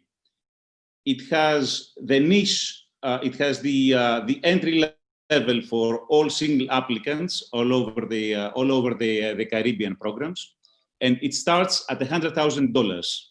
And we will see the fees as they go.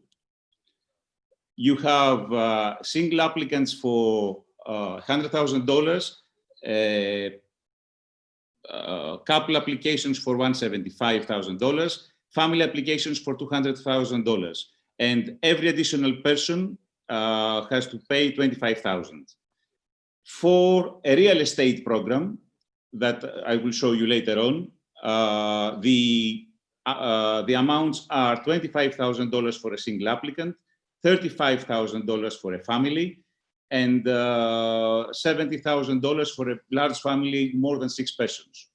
Of course, the person who wishes to file a real estate through the real estate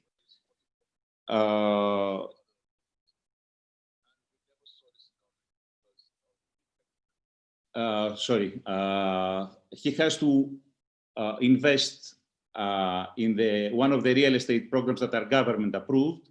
the amount of $220,000. So I will take you first of all to the various projects that are government approved. The Cambridge Resort Kempinski, it's the product of Mohamed Azaria, who just spoke before. It's a sold out project. We just have it to show that in Dominica, everything has been functioning correctly. It's a hotel that it's currently accepting guests. You have another hotel, which is the Hilton, which is also under progress.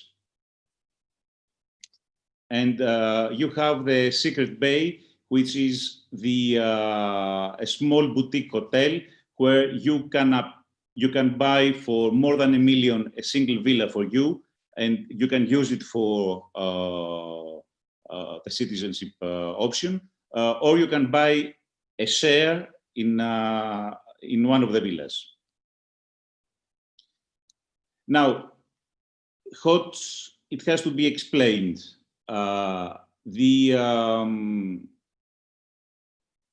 You have two options, either the government fund or the real estate option. The real estate option is neither, you don't buy a specific room or a specific plot of land. You just become an equity shareholder to a project. That means you are a partner at a hotel. You need to keep this share minimum for 3 years, and you can resell it after the 3 years. The best time to sell your share is 5 years, though, because the share can be used for immigration purposes, for citizenship purposes, every 5 years. Now, the benefits. All previous speakers have explained the benefits, and I will focus on Mohammed's presentation on how an Indian citizen can use a citizenship by investment program, either from Grenada or from Dominica, to optimize his tax burden in various jurisdictions he might have interests. What Dominica gives you? It gives you a citizenship for life, for you, for your parent, for your wife, for your kids if you apply with them, or your parents also. It is unrestricted and has no conditions. I know that Antigua is not represented today here, but Antigua has this burden of 5-year visiting the island. You need, for Antigua, in order to, when you are approved and you pay your donation or you buy your property, you need within the 5 years to visit the island and stay 5 days with all the adult members of your family, as your first passport is a 5-year passport and not a 10-year passport. And then you, after a second due diligence, you get your 10-year passport. So Dominica, St. Kitts, and Grenada do not have this this burden of visiting. Then you have in Dominica, dual citizenship is permitted. Dual citizenship is permitted all over the generation lines and has no restrictions as Montenegro might have for the kids that are newborn. The passports are for 10 years, 10 years for the adults, 10 years for the kids. You have visa-free for 140 countries, which is Russia, Ukraine, Europe, all Europe. Our passports now are currently our diplomatic passports are being accepted in China, and we will soon have a visa-free for China. So as I see that the time is not enough, I will share my presentation with anybody who wishes. I have just put my email. I have a presentation here on how you can apply on the forms, on which are the forms that you file online. We can file as agents of the government, we have the right to file online. We don't need to bring the physical file immediately. The physical file can go after some time, but from the time we have the payment of the due diligence fees and all other fees, we can press the button, and in about 60 days, we can have an approval or a denial. So these are part of the forms, and I would like to go to my second presentation in a very quick way. These are these are the passports of Dominica. You can get a driver's license. You can get a tax number. This is a multi-purpose identification card that the Dominica government will issue for its citizens. And now I'm going to the Greek side. In 2022, European Union is going to impose a TS. A TS is a new system. It's like ESTA. There are 60 countries that are visa-free for Europe. All these countries would have to file all the nationals of these countries would have to file every 3 years an application to enter European Union. Whether you are American or Japanese, Dominican or Grenadian, you have to do it. So I will give now a brief overview of the 4 Greek programs that we do and which are a solution to the ETS. If somebody does not want to have the ETS, he can use one of these programs. First of all, we have the Greek Golden Visa program. The Greek Golden Visa program is very quickly. You buy a property wherever in Greece with no restriction. You can buy one or many properties at 250,000 euros total value for all properties or the one property. You have the right to bring in Greece and have a 5-year permanent residency for yourself, your wife, your kids below 18, your parents, and your parents-in-law.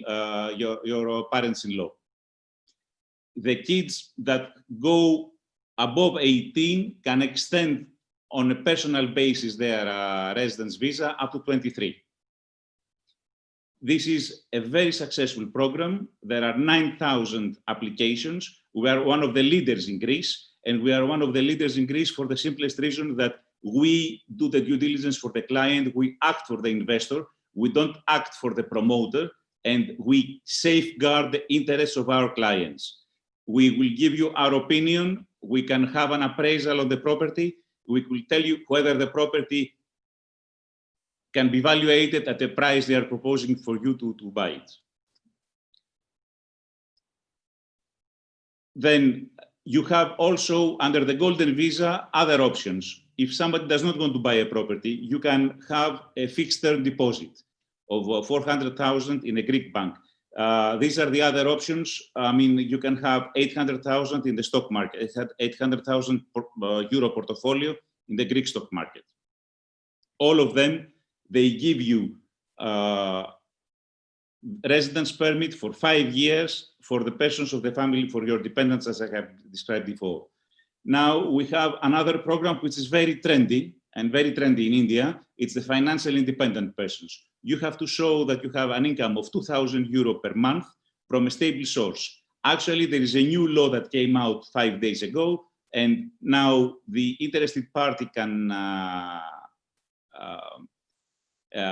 open a bank account in Greece, lodge the money in his bank account. That is to say, for a single applicant, 48,000 euros. And based on this proof of funds, he can come and request a national visa from the Greek embassy, and we can obtain for him a residence permit in Greece.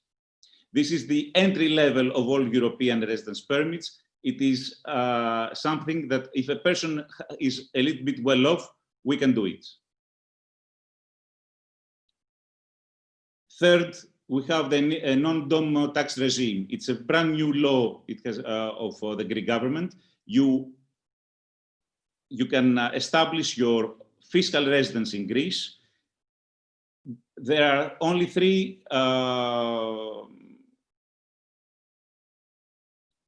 points that you have to safeguard. First, you have to have an investment in Greece. Second is that you have to pay annually 100,000 euro tax and tax in Greece, and this will be your total tax liability for your worldwide income and your Greek tax liability. You can add for every dependent 20,000. And the last one, you need to have an investment of 500,000 for the non-dom, plus the 100,000 that you pay every year. And the last one is the representative office. It is a similar procedure like the UK rep office. It is a very straightforward procedure. It gives you residence and work permit in Greece. You can transfer your work permit in any other European country after 18 months. It's a procedure that can go out in 2 months, and it is the best procedure in order to start a business in Europe. And if you don't like to stay in Greece, you can transfer to any other European country. I'm very sorry for being so long. I'm here at your disposal for the questions, and I can share my presentation to anybody who can send me an email, and I can send it to you. Thank you.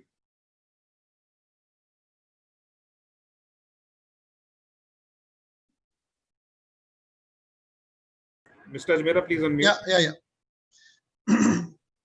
Thank you very much, Mr. Varikos. It was a very nice presentation giving an overview of the Dominica and also the Greece. I was in Greece last year. Obviously, it's a wonderful country. It doesn't require my authentications. But anyway, so as we have all the 4 speakers finished their presentations, we have 2 speakers, I think, speaking on the European sides and 2 speakers speaking on the Caribbean sides. So now I'm going to pose the questions which we collected based on the questions which have been posed in the chat, and at the same time, while people were registering with us on the PhD Chamber of Commerce, some questions were posed to us. So based on that one, we tried to do some general question and answers kind of a sessions here. So my first question to you guys all 4 of the speakers can reply to us, which would be beneficial to all the speakers, all the attendees who are here on this one. Generally, when we look at the European programs and the Caribbean programs, what kind of profile you see from the Indian perspective or Indian HNIs? Because, generally the trend, what people feel or see is USA, Canada, Australia, New Zealand, 5 English-speaking country predominantly. But with your experience, when you are looking at these 2 programs, I'll put it in 2 groups of the European groups and the Caribbean groups. What kind of people generally you see from India, particularly mainland India? I'm not talking about the Indians living in Dubai because they are already an NRI, but I'm talking about the Indian who are in India, and if they are looking at the residency and citizen of this country. So what are their profile? Why they choose this program over the other program? That's my questions. Inga, you can start with that one, please, if you wish. Well, yes, every individual, whether it's coming from India or some other country, has different needs and aspirations. However, our Indian applicants tend to apply with large families, something that reflects their value they ascribe to family unity. It is therefore important for them that to know that the countries such as Dominica and St. Kitts and Nevis allow, for example, children up to the age of 30 and parents and grandparents and spouses of the parents to be a part of CBI application. I think this is very important to know. Right. So point what you're making in what I understand is that the parents or family who has a large families and older children, probably 21 and above, they might be looking at the European programs compared to the other programs like America, Canada, where there is an age restrictions of 21, 22s, and so forth. Also, Mohammed, I think you have to unmute yourself. Mohammed, unmute yourself, please. Yes. So what about you, your Grenada? How are you selling your Grenada, friend? So look, Prashant, today, the individuals who are executing, and people are still executing during this lockdown from India, typically a high net worth individual, minimum net worth of 5 million plus all the way up. People are looking for personal security, business opportunities. As Inga said, the ability for the family, for the parents, for the children, education. So, and I think the lockdown has really ensured people have a little reflection on life. Right. They see what's important and they see how they can better their life with a second citizenship. So it's not just mobility today, migration plays a vital part. So what was your reflection to continue doing citizenship program and building more hotels? In the Why not? lockdown. If it works, yes. I want to be Prashant when I grow up. No. My aspiration, yeah. Okay, let me move on to Lena. Lena, I think you talked about the Montenegro and Portugal particularly, and you being an Indian sitting in Dubai, I know that you meet a lot of the Indians in Dubai, but what do you see from people coming from mainland of India, and what kind of profile do you see there? Sure. Firstly, I would like to highlight a little more on what was traditionally, or what is the immigration traditionally pursued as in India. Okay, it used to always be, you're right, Canada, US, and Australia. The first three ticks that always come across, only these countries, they only talk about these countries. Do you have a citizenship program? Well, the answer is no. In my opinion, most of them now moving to that categories are skilled immigration professionals, skilled workers, etc., with certain banking, engineering background, things like this, which are looking towards that. Also, there is age restrictions, as Inga exactly said. That's the main issue. Things stop at 18, 19, and 21 respectively there, whereas Europe and Caribbeans have much more open window to that thing. Also, the timeline. This is very, very important. Not all people, or not all investors, or not all clients are waiting or wanting to wait for a period of 3 years, 6 years, 7 years to get their respective visas or residencies or even citizenship. So things have evolved. I think post 2017 precisely, things have really changed. People openly talk about these requirements in India. There have been conferences in India. There were never conferences and open citizenship conferences, and you know that. Yes. But evolved from 2017. We very openly go talk about these people. Now, who's looking for Europe is, there are various options, or there are various category of people. Of course, they all are ultra high net worth or high net worth individuals. Most of them are looking for business opportunities with good business environment in Europe. They want to probably expand. So expansion is one of the reasons. Retirement is another, which also has a 20% of the market share there, people who are looking for retirements. At the same time, giving their kids this open window or opportunity to choose among the places, because most of these European countries give them the access to more than 28 countries, so they have that access. They're not restricted to only stay in one place or do business in one place, as our president always says, you can't choose where you're born, but you can choose where you want to live and do business. So he was born in Bulgaria, and his father has chosen Montreal, Canada. In Dubai, yeah, right. And now he's in Dubai. Exactly. Right. Mr. Options, yeah. Thank you, Lina. Thank you. Mr. Warikos. For tax purposes mainly. That's why everybody avoids Canada. That's why everybody knows Canada. Yes, I have my old friend here, David. He's in the audience, and he's a Canadian citizen, and he specializes into that one. That how you can do that one. Mr. Warikos, like for the Dominica or Greece, when Indian clients you are handling, what kind of profile do you see, or why they are looking into the US? I remember the first Indian client we had was in 2001 for Dominica.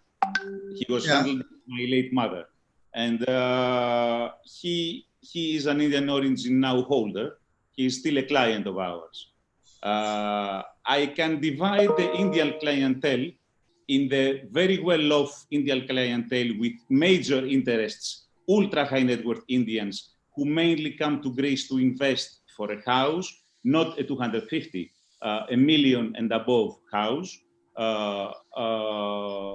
And sometimes their families, we opt for them a Cypriot citizenship. The father or the mother stay with an Indian, the Indian citizenship, and all the rest of the family opts for either a Caribbean or a Cypriot citizenship. Indians prefer Cyprus because Cyprus, you buy something, you have a property that is your name. It is not like Malta where you have to donate. So I suppose that well-off Indians go to Greece for real estate and Cyprus for citizenship, and they opt for Dominica. Most of them, they want this kind of investment for the hotel, but there are serious other, there are many applications we have filed for the government fund. That means for donation. Right. Thank you. So what I gather from this one is that the specifically people who cannot avail the Americans or Canadian, Australia, New Zealand in UK residency or citizenship, they look into the Europeans or Caribbeans, European probably for the expansion of business. They do not have to meet the residency requirement. I think similarly in the Caribbean islands, we are looking at something like doing the business with the Latin American countries. That's also one of the consideration, and also the children's education, because I think one of the things which comes out of the Caribbean countries is the medical school, which Mohammed has mentioned that it has some of the best school. And I think that is one of the things which parents in India should consider when they are looking into the Caribbean passport, that if they want their children to study into medicine, probably they want to consider the residency and citizenship at the same time. Obviously, out of the Caribbean 5 countries, Grenada has an age because of the E2 visa, and Mohammed is smiling. I can see that. That which gives you a backdoor entry. I interrupt you. There is also a hint about Dominica. Dominica had since 1979 a medical school called the Ross University, who migrated. That's right. But it's now actually being run by. There is a new administration apparently, and it's being run by Indians. So that's my second question to you guys, that when as an Indian, whenever we are selecting these countries, why we are going to America, Canada, Australia, New Zealand, first of all, that's being an English speaking country, but also we see that our friends, relatives, and Indian connection is there. So if I'm looking at the Caribbean islands or the European group of countries, what is my Indian connection there? What is my Indian there? Like, do we have enough groceries there, temple there? Do we have Indian associations are there? What do we have in those countries, like Caribbean countries and European countries? Let me answer that one for you, Prashant, because, I'm third generation Gujarati. And when I first went to the Caribbean, I was totally shocked. So I went to St. Kitts for the first time in 2012. And there is a duty-free section which has a whole bunch of jewelry shops, literally maybe 50 to 60.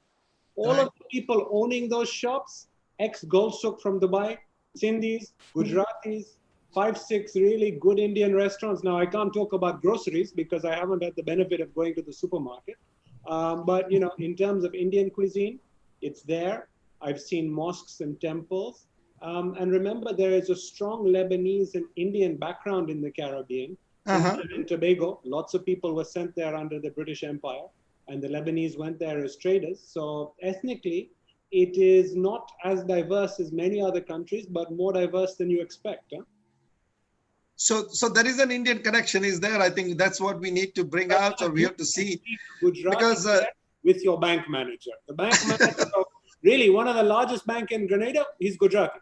So it's Gujarati. So it's a good message for Gujarati to go to, because, like we connect only Caribbean islands with the cricket and that's about it. But I think we have to go a few more years behind in the history to dig out that how we are connected in being an Indian citizen, connected with the Caribbean, particularly with respect to the culture there, or the Indian who has migrated to Caribbean islands many years back, and they are there, and that culture is being developed in that one. So even though at the present moment looks like that we may not have heard about the Caribbean islands, but there is a good Indian culture, good Indian people who are now 3rd or 4th generations are there, but they are there. What about in Portugal, or what about in Greece and those the Southern European countries? Lena? Well, I think I am a strong believer that there are Indians everywhere. And the moment there are about 4 or 5 Indians, there's already a unity there. And there are clubs, there are Rotary clubs, there's everything. So Portugal, as I said, has really very good Indian restaurants, groceries, of course. It's just the time to dig. So as a tourist, you might not easily find it unless you've asked for it or you've researched for it, but it definitely has. Montenegro has supermarkets and all of that. Indian restaurants, about two of them, not many. But otherwise, I think Europe widely has no issues because I think there's a good amount of tourists flocking to Europe every month. So sorry before to sorry to interrupt. I think we need to close. Actually, we have the next session starting as well. So yes. Thank you very much, guys. Thank you for your time. It was a wonderful presentations and wonderful interacting with you. We already crossed the 5 o'clock and we have to start the next sessions. Our boss Mayank has already made a announcement that next sessions. But once again, thank you very much to all the panelists, all the attendees, and the chamber is going to share the contact details of all the speakers, on all the panelists, and I'm sure that they'll be more than happy to reply to your individual questions and answer all your queries you might have it. And look at one of these countries. It's a good time to sit at home and think about one of this country. Thank you, guys. Thank you very much. Yes. I close my speech here and I hand it over to the PhD Chamber of Commerce. I think who is going to do it, Mayank? I will take it further, Mr. Thank you, everyone. Yes, Navneet said, yes, Navneet ji, please now continue the sessions. Thank you very much, guys. Yeah. Thank you very much, Mr. Ajmera, for moderating this session. Really appreciate your support and cooperation. And I also thank all the 4 speakers who have spoken right now. And we really thank you for sparing your time and sharing your presentation with us. And we will definitely share all the questions which have come to us. We'll connect with you and we'll also pass on your presentation to those people. So now, as I mentioned, the next session we have is basically a EB5 panel discussion where we have 3 speakers with us. One is Mr. Ramin Asghar, Senior Vice President, Global Business Development, First Pathway Partners. So just to give you a little update on Mr. Ramin. Mr. Ramin is the Vice President of Global Business Development with First Pathway Partners. He is also a national security thought leader, attorney, and business development, technology, entrepreneurship expert.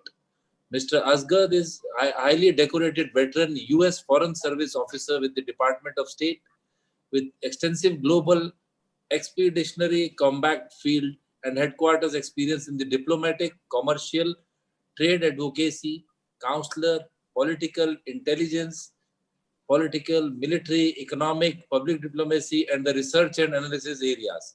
So Mr. Ramin Asghar is the panelist with us today. The second one is Mr. Mark Davies, the chairman for Davies and Associates LLC, dual qualified in the United States and the United Kingdom.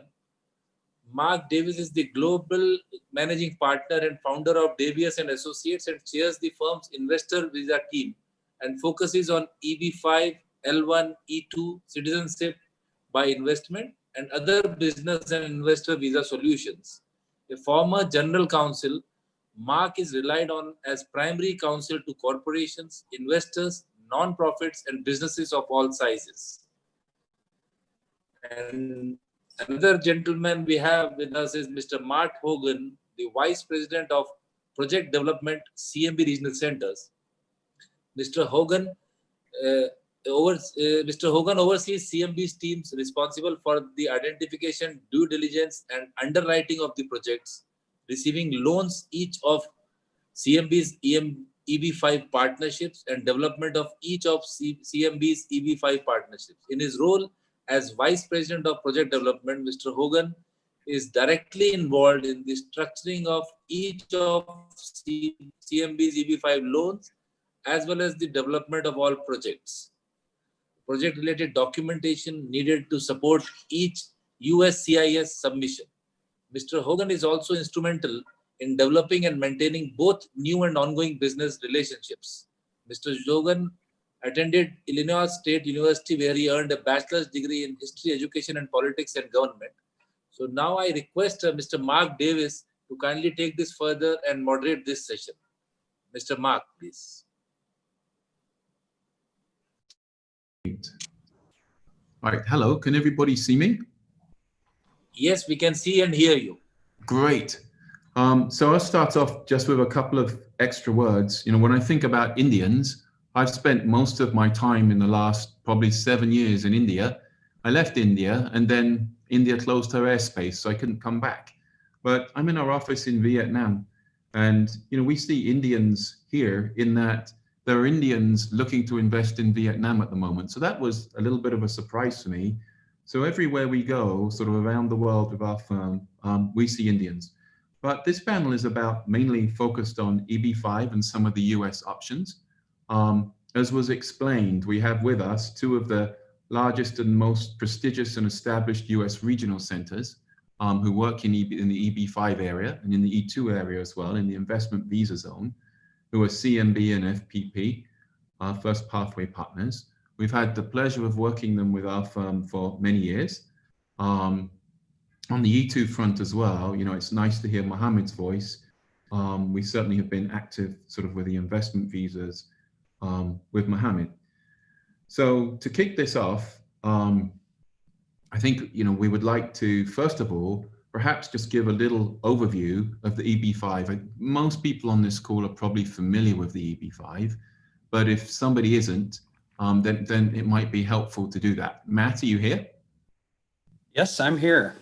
Would you like to just kick off with a little overview of EB5? Sure, absolutely. Thank you, Mark. Hey, I want to thank, first of all, the Chamber for having us, giving us this opportunity, and everyone for sticking around to hear us talk a little bit more about EB5 and kind of the options out there. As many of you do know, EB5 is the investor visa program for the United States. So it's not a citizenship program like some of the other programs you may be familiar with, but it does provide an opportunity for an investor to invest what is now 1.8 million US dollars, or the new minimum investment threshold of 900,000 US dollars if that investment is made into a qualifying area. It allows that person, their spouse, and any children under the age of 21 to receive a permanent visa, or a green card as it's commonly referred to in the United States. So it is a path towards permanent residency in the United States, which can become citizenship. A person can apply for citizenship after being in the United States for about 5 years. So that's the basic overview on EB5. Again, requires a minimum investment amount of 900,000 US dollars, but it is a family petition. One investor files that petition. I have a question for you. So earlier in this presentation, it was mentioned by somebody that the investment amount for EB5 was $1.8 million, and you're saying 900,000. So why the difference? That's right. Yeah, the actual investment amount, as Mark pointed out, is $1.8 million. But the program allows for an investor to invest into a qualifying area, either a rural area or what's called a targeted employment area. Those targeted employment areas must meet an unemployment threshold of at least 150% of the national average. So these are economically depressed regions in the United States. If those investments take place in those regions, that investment amount is reduced from 1.8 million to 900,000 US dollars. Okay, so then as a regional center with the projects you offer, how many of them are at 1.8 million versus 900,000? Right now we actually don't have any projects at 1.8 million. So we focused, throughout our history, we've been very conservative, and we've almost always focused on projects, as the most of the industry has, projects in the areas that qualify for either the rural criteria or the targeted investment, the high unemployment regions. Now, after November 21st of last year, they tightened those areas that qualify. Because, as I mentioned, we've been very conservative. We have been lucky enough to still have projects that qualify within those tighter restrictions. And so all of our projects that we have available right now, we have 2 projects available. Both are in regions that qualify for the reduced investment threshold. Got it. So Raman, FPP, that's another major regional center. In terms of your projects, where are they sort of on this investment amount? Thanks, Mark. Yes, I'm here. I think it's been a terrific program so far. We've covered a lot of ground. On the EB5 project, I want folks that have stuck through and gone through now about almost 3-hour program to know that The gentleman who spoke, they're offering some options to you all. If you look into the eyes of your kids and ask them where they really want to be, where they want to study, where they want to work, they'll probably tell you the United States. So First Pathway has been a regional center for quite some time, and our colleagues at some other regional centers have also done terrific work in bringing funds into the United States, jobs in the United States, and so on. The project we have right now, as Mark has asked about, is at the $900,000 mark. It's in an area which, as our colleague pointed out, is a targeted employment area. And unlike most projects, traditional projects for EB5, it provides tremendous returns. We were hearing from the Indian market in particular that people were tired with nominal returns in the 1% to 2% range. And so we designed a project which gets returns in the 13 to 22% range. It's a heck of an investment regardless of the immigration benefit. So we're proud to offer that at the $900,000 rate. Okay, so Matt, in terms of sort of EB5 generally, the questions are being asked about why would someone do EB5 when they can go through E2? So I think we can answer this in the context of sort of a general EB5 overview, because, you know, I often hear it said that E2 is a competitive product to EB5. We have certainly had clients do both. In fact, we've had clients invest in your regional center who have also done an E2. So do you see sort of E2, EB5 as a sort of one versus the other, or how do you see that? That's a great question, Mark, and I'm actually really glad that you brought that up. You know, we saw after, and I mentioned on November 21st of last year, we saw some changes in EB5 that increased this investment threshold and tighten these areas that qualify. So frankly, there are less EB5 opportunities out there, and the opportunities that are out there are a little bit more expensive than they originally were. And so we originally saw this kind of turning of the tide in the Indian market, whereby people started looking at other options, including, as you point out, E2. And earlier this year, it appeared that a lot of people saw E2 as this new great alternative. It's cheaper, it's faster, all of these things. You know, EB5 is not really and shouldn't really be considered an alternative. I'm sorry, E2 should not be considered an alternative to EB5. It's a companion, and it can be a companion to EB5. Biggest difference between the two programs is E2 is not permanent. It's a non-immigrant visa. EB5 is a permanent visa application. It gives you the ability to remain in the United States permanently and your children to remain in the United States with that green card permanently. Huge difference, and something that really needs to be pointed out. So you immigrate to the United States. If you come to the United States on an E2 visa and you have children that are under the age of 18 or under the age of 21, at the point in time in which they reach that particular age, they're no longer eligible for residency in the United States under your E2 visa. They need to find some other visa category that keeps them in the United States. EB5 solves that problem. So as Mark's pointing out, a lot of people that we've worked with have done EB5 and then chosen to do E2 or vice versa, have been in the United States on E2 and said, hey, I'd really like to stay here. I want to give my family the opportunity to remain here long-term. And they understand that EB5 is really that permanent solution to remaining in the United States. So, you know, it has been regarded as a competitor program. I see it as a companion program because EB5 does have challenges that were mentioned in the last panel in that it can take a longer period of time. There are more applicants. There's a limitation on the total number of visas. The US State Department at the end of last year said it could take as long as 6 years. They've adjusted those numbers, and E2 might give you the opportunity to jump that line a little bit, so to speak, in that as your EB5 petition is processing and you're waiting for that visa to become available, you may be able to enter the country more quickly, pursuing citizenship through a country like Grenada and using the E2 visa. So Ramin, your regional center offers both an E2 product and an EB5 product. How do you see the two things working together, and do you see them as competitive or not? Thank you, Mark. Yes, we do. Actually, we do. We offer an E2 product and an EB5 product. They're structured as projects. They've been vetted as projects. There's been a great deal of due diligence into making sure that they're safe, secure investments, that they make business sense, and that they're immigration law compliant. Both of them are franchise restaurant offerings at this point.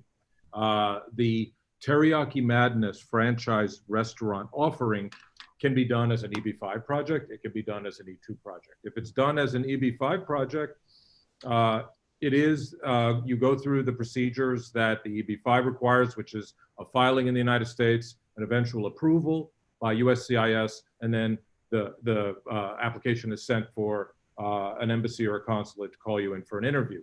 If you do the E2 process, now we're talking to an India audience, you will have to talk to a colleague doing CBI so that you're eligible for the E2. But if you do the E2 project process, you would get a citizenship of a country that has E2, Grenada being one of them.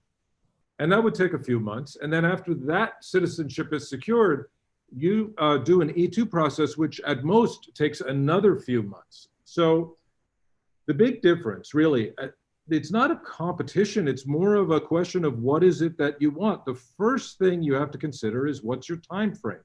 If your time frame is, well, we'll get to the United States when we do, it can take a few years, maybe more than 5, then the EB5 is a great choice. If your goal is to get there quickly, the E2 is a few months. And so it really does come down to that time frame. Now, it is true, as our colleague pointed out, E2 is not a permanent residency visa. So you will need to find some other method to stay in the United States if you choose to become a permanent resident. There are a lot of options, and EB5 is one of those options that you can do from the United States once you arrive there as well. So the E2, EB5, it's a timing question more than. I have a follow-up question. So you said like EB5 in a couple of years. Somebody earlier in the presentation said EB5 takes 7 years. So Matt, I'm a little bit confused about how long EB5 takes. And then, someone was telling me that something called the visa bulletin is nearly current. What does that all mean, and how long is EB5 going to take? Sure. And there's a lot of misinformation out there about this.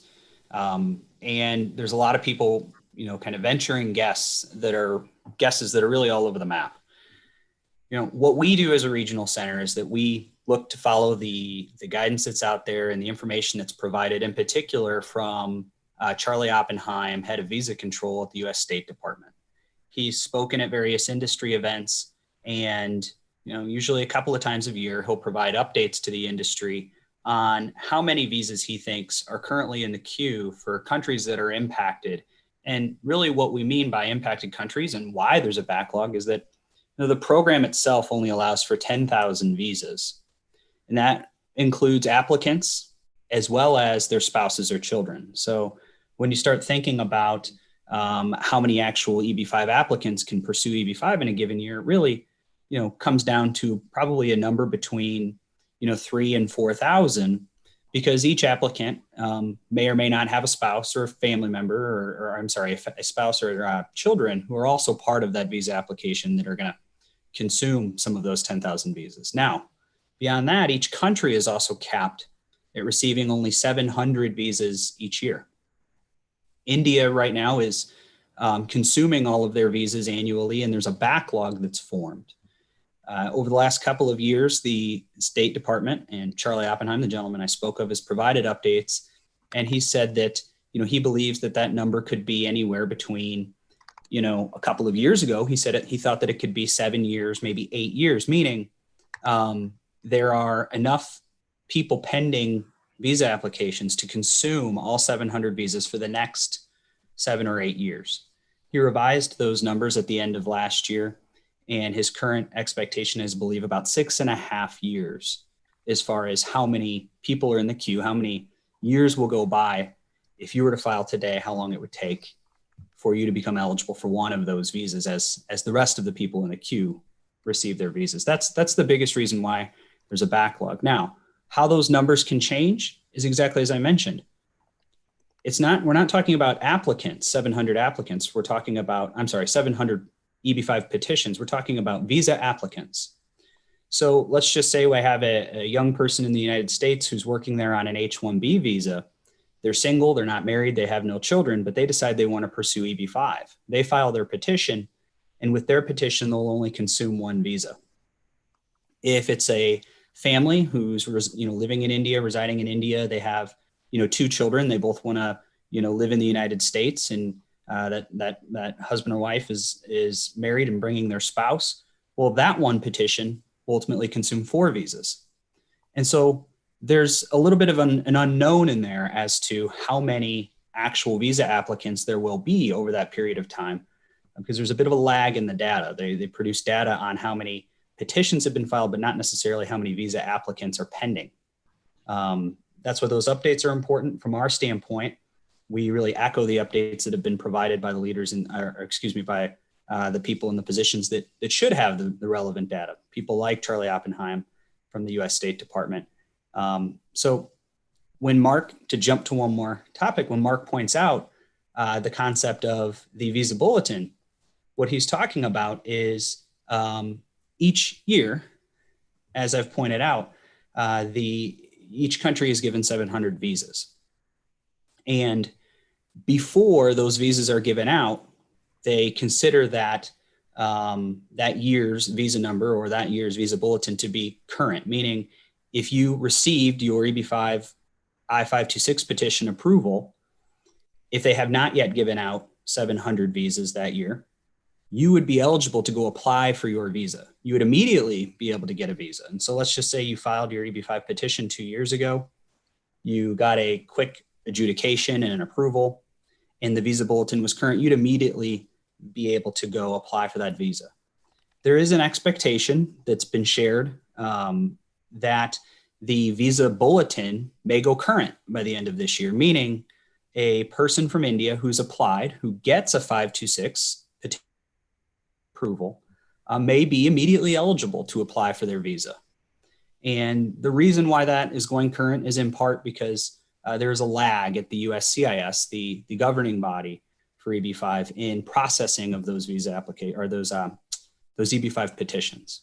And so right now they're not approving enough petitions to kind of overflow the 700 applicants each year. It is a confusing concept because you're talking about 2 different things. You're talking about whether or not they've approved enough applicants to apply for the 700. All the while, we know that there's a queue that's long enough to probably overflow those 700 visas for the next 6 years. I'll ask the same question to both of you. So bottom line, Matt, if I'm an Indian and I file an EB-5 today, understanding that nobody sees the future, there's no guarantees, what's your best estimate in how long that will take? And I'll ask Ramon the same question. So my best estimate is always, as I mentioned, Mark, and I echo what the U.S. State Department has most recently said.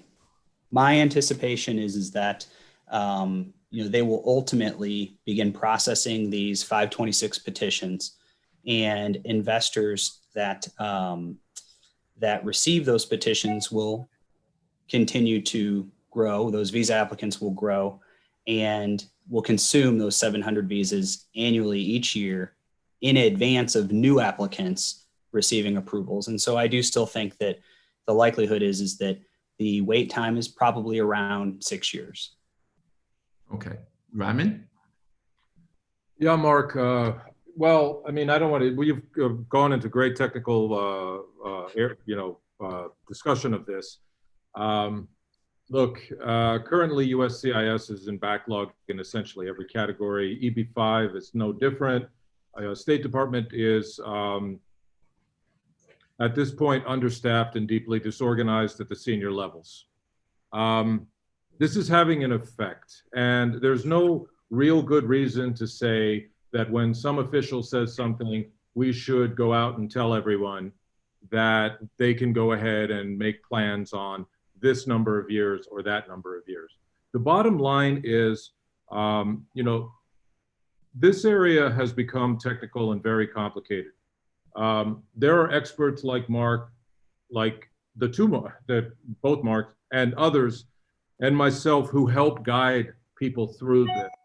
The only thing you can do is find someone you trust and rely upon their best advice. I can't give you an estimate of what it's going to be because honestly, I put 16 years in at the State Department. The State Department as it currently stands, I don't even recognize. People are rolling dice when they walk into an embassy or a consulate in India and put up a perfectly solid visa application as to how the outcome is going to turn out. So the best advice I can give you is find expert you trust, whether it's First Pathway for an EB-5 or CMB for an EB-5, or Mr. Davies for immigration advice, or some of the other great folks we had on who also do things that involve the US, and put your faith in them. They've worked very hard to get the credentials that they have, and they're all relying on those credentials to give them the best advice possible. But honestly, after putting in 2 decades in government and 25 years also as an attorney, this is a challenging time where you're best off falling back on something that India invented, which is the guru. We have some gurus on here. Take their guidance, because there are no easy answers. And if people are giving you easy answers at the end of a brief and witty retort, they're not doing their job for you. Ramin, so we'll come back to you. Thanks for reminding us your expertise with the consulates, because you're really inside. So with your permission, we'll come back to you on that. Yeah. Well, sure. I'm about to ask Matt what he thinks a solid project would be. But question to you, Ramin, is assuming that I choose a solid project, whatever that might mean, and we'll ask Matt, choose a solid project. If you've got 2 kids and you want to be absolutely certain of their immigration process, and let's say they're only 12, how would you see EB-5 versus other options in that context? Yeah, that's a tough call, Mark. The E2 gets you in the country right away, and it allows the children who are 12 to go into school right away, and it allows your spouse to work right away. You're talking 6 months. If you go ahead and you apply for an EB-5, you're going to be right up against the time frame where they're going to turn 21 and age out. So as a prudent parent, or you're planning your children's future, if your goal is to have them raised in the United States, not university educated in the United States, then I would go with the E2. But what about securing their green card? If you want to make certain of their green card. Okay, so this is a bit complicated. However, you can go ahead and get an EB-5 after you get to the United States. The E2 allows you to stay in the United States and renew your E2 indefinitely. Yes, you need to renew it. You would call Mark every couple of years and say, or he would call you more likely, and say your E2 is about to expire in 6 months or 9 months. We need to renew it. But you can run it indefinitely. Back when I was practicing law, I had clients who had E2s for 20 years. So you can run the E2 business, and eventually you can apply for an EB-5 down the road. What you can't do is both at the same time. And we can get into why later. But with careful planning from a knowledgeable expert, a guru, you can do something where you get your children to the United States as soon as possible, you avoid them aging out, and you get them permanent residency in a measured way, in a predictable way, when they need it, for university and state tuition, for job prospects, and so on. So there is planning that you can do where you put the E2 and the EB-5 together in a sequence. So Matt, if I want to be certain of my kid's green card, and I don't want to rely on the future success of a business I've formed, so I've gone the EB-5 route, and I want to be certain, I'm looking at the projects in the market, and a lot of them are really troubled right now, the EB-5 projects, for obvious reasons. So what comments would you have about a solid project and how to choose one? Sure, and here I'll touch on a word you used a couple times, and I think it's what every investor is looking for, is certainty. Can there be certainty in EB-5? Well, yes and no. EB-5 in and of itself as a program requires risk, but it doesn't mean that the projects have to be risky. And there are a few different things that you can look at when you're selecting a project, or when someone like me, whose primary function at CMB is to go out and find these projects and structure these opportunities for EB-5 investors. There's certain things that I look for. And in terms of mitigating risks, you're mitigating risks in a few different directions. One, that you'll make sure that you create all the jobs necessary, because that's really the most important part. If you invest into an EB-5 opportunity, you have to understand they're not typically traditional business investment opportunities. they're structured to mitigate business risks, but they're also structured to create jobs. That's the primary function of EB5 to the US economy or to the US government. Sure, they want to give you and your family the opportunity to come to the United States and live the American dream, but they're not necessarily interested in that. They're interested in job creation in the United States. That's the whole purpose for the EB5 program to the US government. So the other, obviously, is insulating risk from a business standpoint. How do you do that? From a job creation standpoint, and both of them, you're looking at trying to partner with fantastic developers. You're going out there and you're working with groups that have a track record of their own, that have been able to build projects on time and on budget, that have been able to service and repay their debts, that work in, and I like to look at developers that work in multiple markets, that understand and can analyze different markets across the United States. You know, asset type is very important right now. It's always important, but probably maybe even more so important right now. I think there's a lot of people out there that are very concerned with projects in hospitality, or they're concerned with projects in restaurant space or certain retail type space. And they're concerned because it's the flavor of the month. They understand what's happening right now with COVID and how there's been challenges in operations for all those projects. But you can look at asset type, and you can look at what types of assets you think are going to weather those storms, or maybe try and focus on projects that are going to be in high demand, kind of regardless of certain economic factors. Those are hard to find. But what you're really trying to do is match quality and strength of the developer who's taking on that project. And probably the most important part, and I say this because I'm a little bit biased towards it, is you've got to be working with a great regional center. The reason why I say that is because every regional center is different.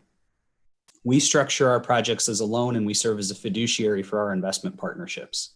When you go through a tough time, like a lot of projects in EB5 are right now, due to the challenges that COVID has faced, you got to be looking for a regional center that has been able to deal with challenges for a number of years. I think you're going to want to know when you're doing due diligence on a project, or when you're doing due diligence on a regional center, how does that regional center react under stress? Let me ask you. Do they just give up and walk away from the project? Let me ask you a quick question about what you're asking about. Sure. Now, both FPP, Ramin's regional center, and yours are what I call independent regional centers, right, versus a developer regional center. Right now, what we see is a lot of projects getting distressed. So I would say, especially in a distressed environment, why should I care about a regional center that's independent like yours or Ramin's versus what's called a developer regional center? Well, it's because you got to be wondering and worried about whose interests they're serving. So if you're a developer regional center, so as Mark pointed out, FPP and CMB are what I like to call third-party regional centers, meaning we're out there, we've structured our regional center, we find these investment opportunities, and we serve as a fiduciary for those investment partnerships, those investors that are pursuing their green card. And so if there's a challenge that is faced by the project that they've invested into, it's our role as a fiduciary to enforce terms and conditions of the loan agreement, or work at the best interest of the borrower to structure, a workout or something that can save or solve the issues that are happening within that project. So the other model, I think you've sued one of your developers, right? We have. So in the past, CMB's been around for over 23 years. And so we've done over 75 EB5 projects. And to think that you're going to bat 1,000 is crazy. And so you are going to have challenges. And as I mentioned earlier, it's how you're going to react to those challenges. We've had developers who haven't abided by the terms and conditions of their loan agreements. We've had borrowers who have either tried to divert funds or didn't build exactly what they said they were going to build. We have an in-house compliance team that monitors all those projects. We were able to catch some of those transgressions as they were occurring. And we pursued action against that borrower. That was our role to do that. To jump back to the other point, if you invest into a regional center, or you're working with a regional center that's also a developer, that's developing their own projects, who's going to do that for you? If the developer decides to move funds out of the project or not build a portion of the project, you may not have much say into what happens. In fact, we've seen this play out where developers are serving their own best interests. They're saying, hey, the EB5 investors, they may or may not get their green card, they may or may not get their money back, but that's fine. We wanted to build our project. We did it with cheap capital from EB5 investors, and we'll figure it out on our end, and they'll just have to deal with the consequences. We've seen that play out in the industry. when you're working with a group like CMB or FPP, you can rest assured in most cases that if something goes wrong, they're going to be there to serve your best interests as a fiduciary and pursue action against the borrower if necessary. So just, then I'll ask Ramin the same question in fairness, like just how many years has CMB been in business, and have you ever had a problem with a project denial or a regional center based denial? You mean FPP rather? How long is?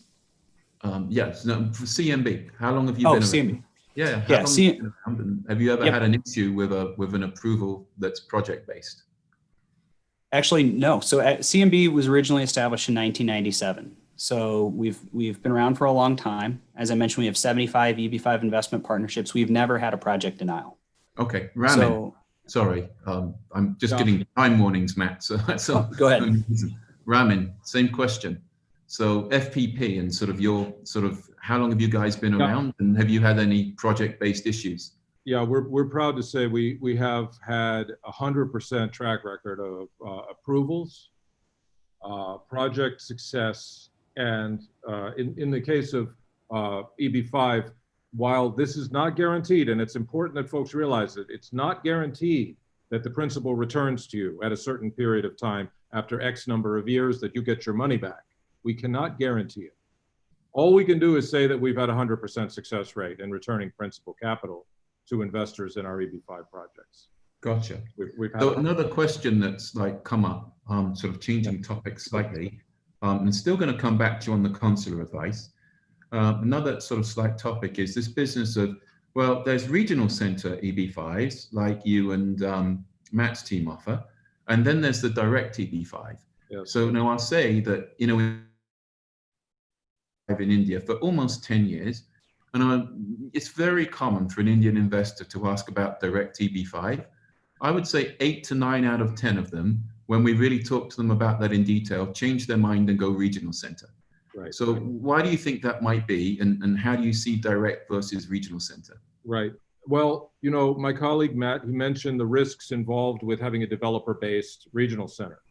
If you take those risks and multiply them by 100, those are the risks involved in going with a direct EB5, because then everything becomes speculative. Everything becomes built on a foundation where you're inventing the wheel each time. Now, you can get qualified counsel to give you advice on the rudiments of the EB5, yes. But as far as the business goes, you're not necessarily having a developer or a regional center, independent regional center, setting up the structure of the process.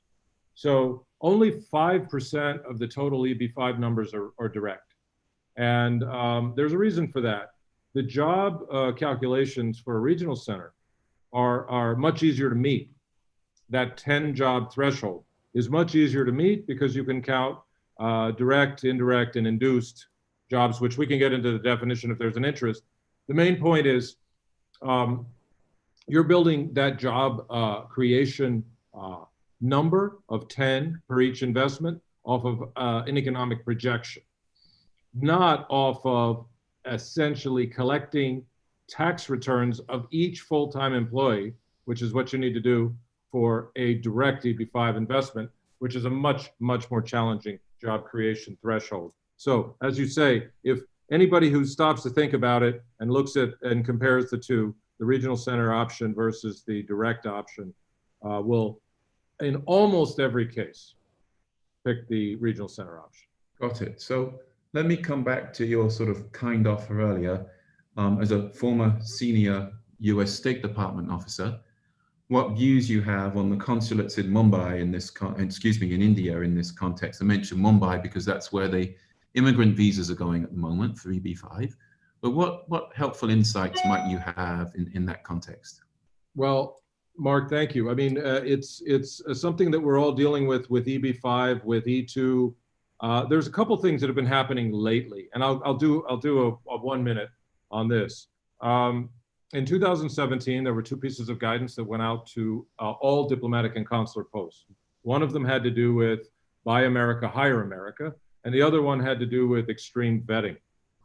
In essence, what that comes down to is the consular officer now is combing through your application with a fine toothbrush or comb and looking at anything that strikes them as out of the ordinary or problematic, and then drilling down into every detail.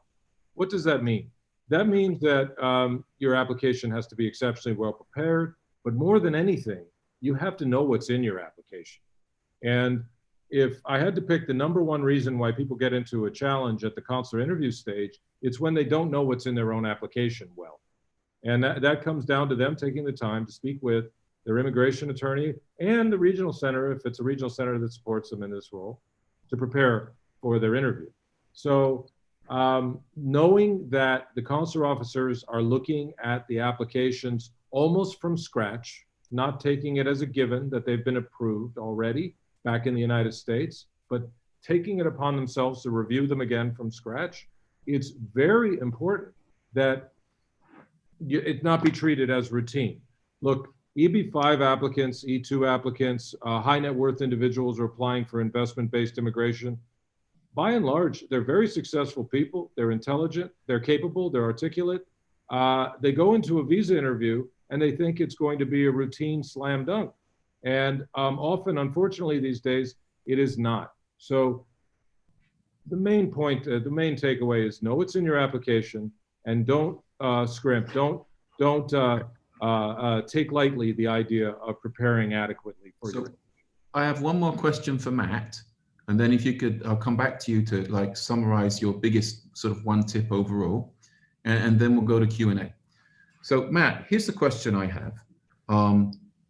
And I'll make a comment first, which will seem a little off point, but here's my comment. So we have had a number of clients who have done EB-5 or other things, and they're in the US or even in India, and they own a US business. We do not guarantee any money from the US government, but we've pointed out to a number of clients who own a US business that they are as eligible for the COVID benefits as any American-owned businesses. And indeed, several of them have applied for the PPP benefit and they've received free money from the US government, even though the individual in several cases is physically in India. So my point with that is that America seems to be like a great place to have a business. It's still the world's largest economy.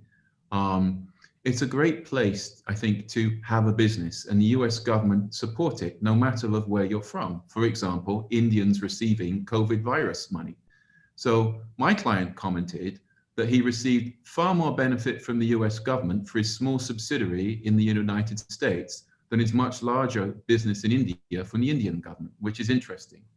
So my question for you, Matt, is how do you see sort of the advantages of doing business in the United States?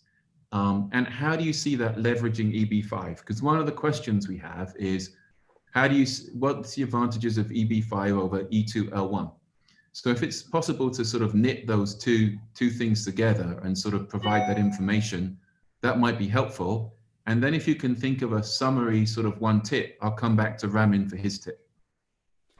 Sure, and actually I think, I can wrap the summary into it as well, and I guess maybe I'll start by the summary and then I'll get into, your question there, Mark. And what it comes down to is that the United States, truly is still destination number one for people who want to,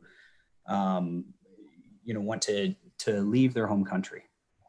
There is huge demand for the ability to come into the United States and live the American dream, to put your kids in school in the United States, to give them the opportunity to stay there and live wherever they choose and work wherever they choose.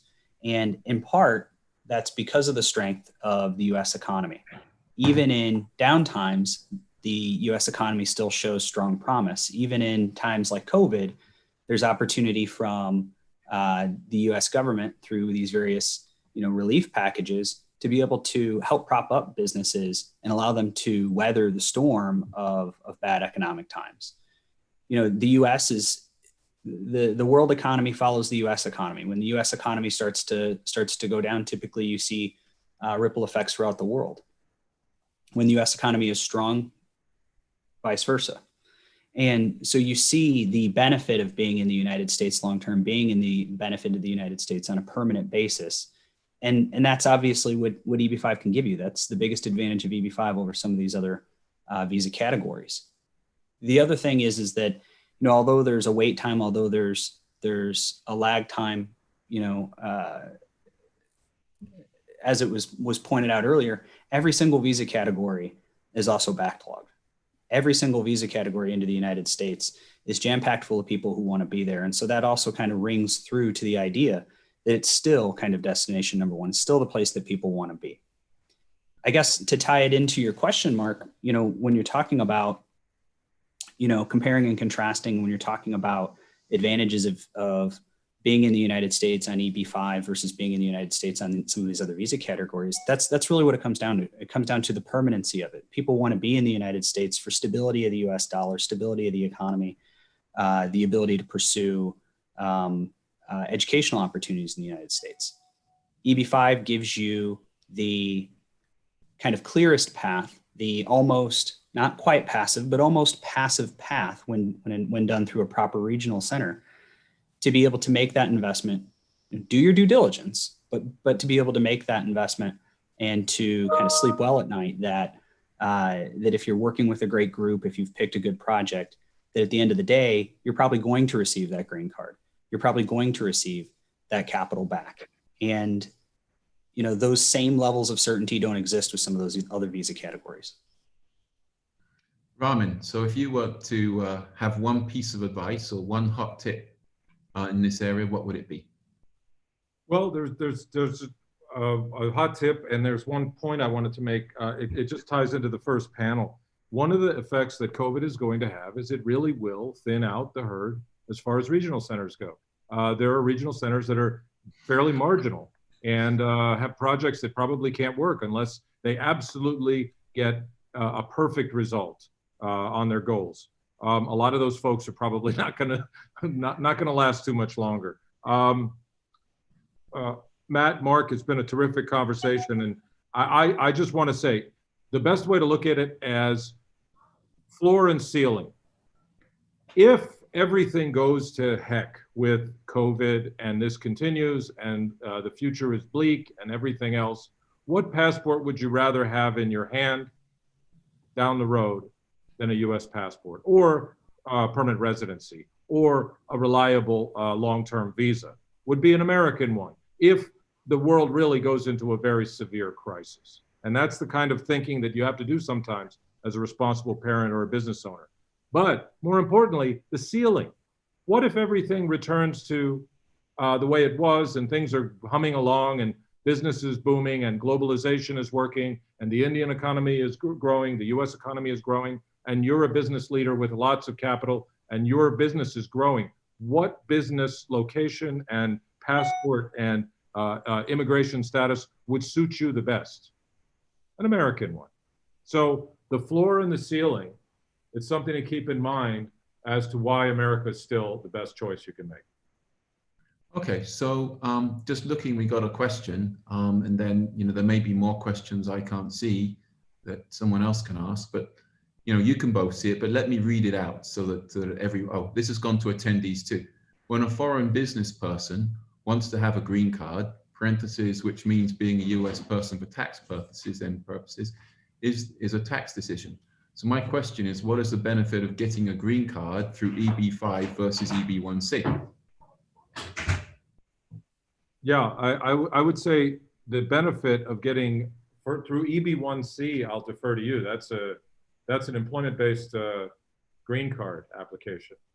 Getting an EB1C, you're talking about a green card through an employment process. It's about the same as an EB5. You're just not making an investment. If you're qualified, look, every category of employment-based visa is backlogged for India. I mean, you're not cutting the queue if you go with an EB1C. You might do a little shorter than EB5. Let me add a comment about EB1C, then I'll ask the question to Matt.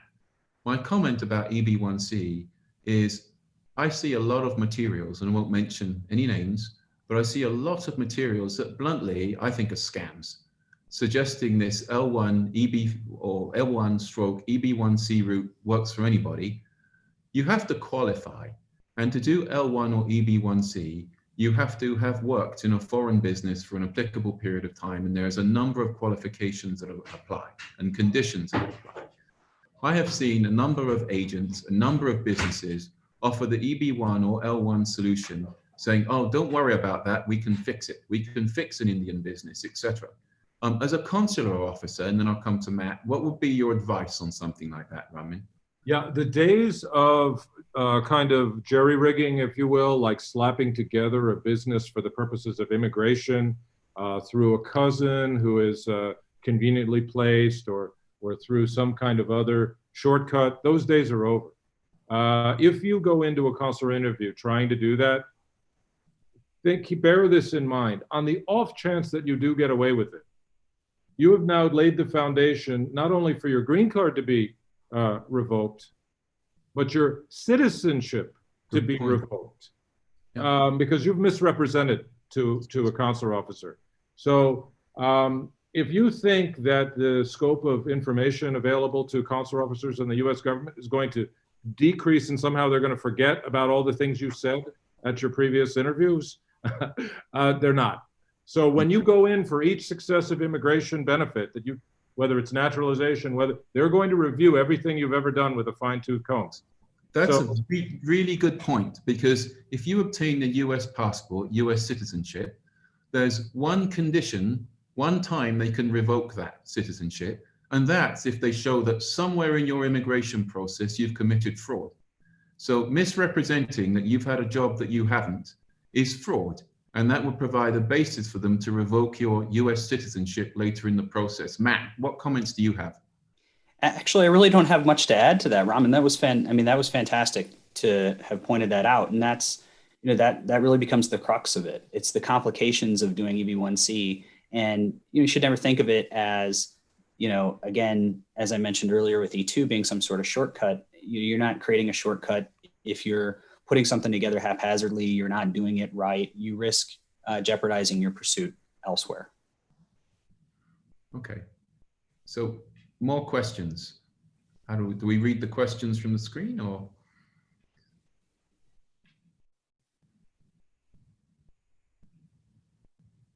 Okay, so now it says, so assuming no fraud and clearly qualifying, what is the benefit for EB5 versus EB1C? Well, in that situation, if you're assuming that you're going to get both, what's the difference between the two? Now, I don't really know that there is a difference between the two. Well, I think there is one thing that's worth mentioning and we've had a lot of clients do EB1C and succeed and get their green card that way. So can it be done? 100%. But with EB1C, you're also putting your future US immigration based on the performance of your US business. If there are issues with the performance of your US business, you may be putting your ability to obtain EB1C at risk. That's a comment I would have, but it's 100% true that EB1C works for people who are properly qualified. Ramin, do you have anything to add before we sort of put a nail in the coffin of this part of the discussion? Not at all. Just to say, look, some of the most heartbreaking stories I ever heard as an immigration attorney is from Indian clients who've gone to people they trust, who told them that they could do something, and they wound up not really being who they thought they were. Take the time and check out the people that you're doing business with, please, to all the folks who are listening. Take the time and get an independent business attorney to review your private placement memorandum, your operating agreement on your EB5. It's worth the couple $1,000s that you might spend. It's not that you don't necessarily trust folks. It's, look, there are a lot of gray areas where there are people who have kind of dual responsibility when you go into something like a structured investment in the United States. That's why it's so tightly regulated. Take the extra couple $1,000s and the extra couple weeks and have an independent set of eyes look at whatever it is that you're doing. We understand. I mean, these are sophisticated business people. You're sophisticated business people, maybe internationally, but it's not worth the trouble of saving a little bit of money and saving a little bit of time not to have that safety net of going over those documents independently with your own person who you're looking at as looking out for you throughout the process. I think that's another really good point, and I'll illustrate it with one of Matt's projects. When you look at an EB5 project, or any project for that matter, a lot of immigration lawyers will tell you, oh, we do the US legal review, you don't need anything else. To me, that's a pack of lies, and I don't mind being quoted on that. Why is it that, for example, Morgan Stanley or Goldman Sachs hire a lawyer to help them get into these kind of investments? They certainly don't need immigration advice. And they have competent people on their own teams to give that kind of advice. They do that because they want someone to do exactly what you just said, Ramin. They want someone to review the documents that bluntly they can then hold liable. So that's what I did with the beginning of my career.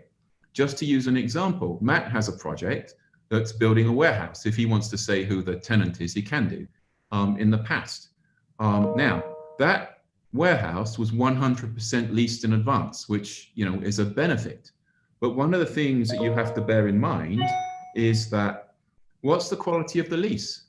I see some of these projects in the market where regional center says that, but nobody's read the lease.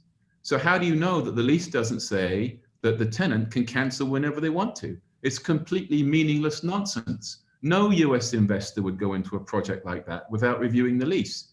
In Matt's example, he gave us his lease to that, and we looked at it. The advantage to the client is, having reviewed it, I'm liable, and my insurance malpractice carrier is liable. So if in that example, the tenant decides to cancel the lease, and I've told the client they don't have the ability to do that, guess what? I'm liable. I don't have $500,000, but Hanover Insurance Company do, who's my malpractice insurer, and chances are you'll be able to recover from them. Can't guarantee it, but that's why a major investment bank will use a law firm to do that. Do you think that's fair, Matt? I think it's completely fair. Yeah. And to add to it a little bit, look, in the example that Mark's pointing out, the tenant was Amazon, one of the largest companies in the world, Fortune 500 company. It was a 15-year lease. But Mark has every right and every responsibility to perform that level of due diligence for his client. And if you're a client, you still want to be able to have that additional level of security and knowing that somebody has reviewed it. We've been able to work with Amazon on 7 different logistics facilities. We have more projects with Amazon ahead. They're a company that is weathering this COVID storm, right? Effectively, and they're very much needed. But it doesn't mean that they wouldn't try and structure a lease that's to their advantage that they could back out of. And so it's certainly a responsibility. I'd add one more layer to this. EB5 is complicated for a whole multitude of reasons, but one of the biggest layers of complications is transferring funds from your home country into the United States, and doing that in a way in which is compliant not only in the United States, but in your home country as well. It's another area where you really need to make sure that you're working with an experienced attorney, an experienced chartered accountant to help you do that in a lawful way. It's not just proving that the funds came from a lawful source. That is hugely important, but it's also proving that they were transferred from from India into the United States in a lawful way. The US government actually cares about both sides of that equation. That's a really good consular question. So I know we weren't supposed to be on Q&A, but I'm going to ask it to Ramin, because my understanding is that unless you're talking about E2, which is completely covered by the consulate, and I'll let Ramin talk about that. If you're talking about the role of a consulate in issuing visas, it's limited, and Ramin can talk about it. So here's the point. Why is it that US consulate in Mumbai has suddenly got active in looking at cases, and bluntly, one has to come to the conclusion that they're questioning compliance with LRS, because they're pulling out questions that has been on files that bluntly weren't filed by our firm, but they've been sent to our firm. And it looks like US consulate is looking at sort of issues of Indian remittance law and what's being said to banks.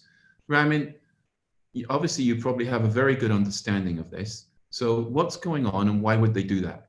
Yeah, Mark, there's something else that happened in addition to what we said before, which was about the extreme vetting and the Buy America, Hire America.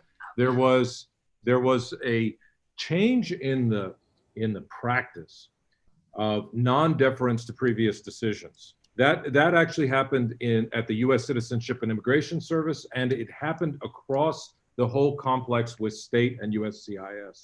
the doctrine of due deference. That was actually a memo that USCIS published internally, and then it was came out, and it's affecting consular decisions. So what you have there, Mark, you don't have something that's written down in black and white where someone can go research it. That's what's called an adjudicatory trend. And that adjudicatory trend is that consular officers are taking it upon themselves to do a fresh source of funds review, a fresh business model review. There's a team of 6 people that sits at the California Service Center and does nothing but that. Absolutely nothing but that. What's the California Service Center? It is a USCIS entity where they review all of the EB-5 projects for compliance. And then they'll issue an approval and send that to a consulate. Now, the consular officer has not received anything like the training that those people do. That's all they do all day. The consular officer has many other jobs that they do during the day besides reviewing. They may see one EB-5 every 3-4 days, and they may have received training in it in a matter of a few hours, and then on-the-job training. Nonetheless, they've started to review things, what they call from scratch, de novo. And when that starts happening, that's why it's absolutely essential that you deal with a guru, an expert, someone you trust to guide you, so that when you're in front of that consular officer who will be relentless, you're prepared to answer whatever question may come at you about this or that other matter, so that your interview goes smoothly. But that's an adjudicatory trend, and they do it in India. They start from scratch, and they essentially disregard the fact that the USCIS has approved the application, and they start from scratch and review it as if it was a fresh application hitting their desk for the first time. One quick comment to add to that, and Raman pointed it out. You better be prepared for those interviews. And when you're working with an experienced regional center, when you're working with somebody who's done this time and time again and kind of serves as that fiduciary for their clients, and helps guide their clients through this process, they'll get you prepared. It should be part of their responsibility to provide you with all the information that you need to make sure that you're truly prepared for that, so you can answer any questions they throw at you, because they're going to challenge you. If you're working with a fly-by-night regional center or developer-driven model, and you kind of got connected to that group by a finder and you don't really know who to contact, you could end up being on an island at that interview. And believe me, we've seen people that are very well prepared still get challenged and need additional assistance from us, and we're there to provide it. If they were on an island, I don't know what would have happened to those petitions. Well said, Matt. Just if I could add, Mark, real quick, is we're not talking about your application gets delayed for a few days. We're talking about the application goes into something called administrative processing and gets sent back to the United States for another review, or gets submitted for potential revocation, which can add months to the situation. The best bet is just to work with people you trust, whose credentials you've verified, so that you're prepared, so you get it right the first time. Not only do you save time, you will save an immense amount of money. So that money you may have saved by using a cut rate, regional center cut rate attorney or something else, you will more than pay for it with the delays that come down the road. So this is very, very smart. Mark, you're doing a real service to the market to share this information with them. And thank you for doing it. All right, other questions?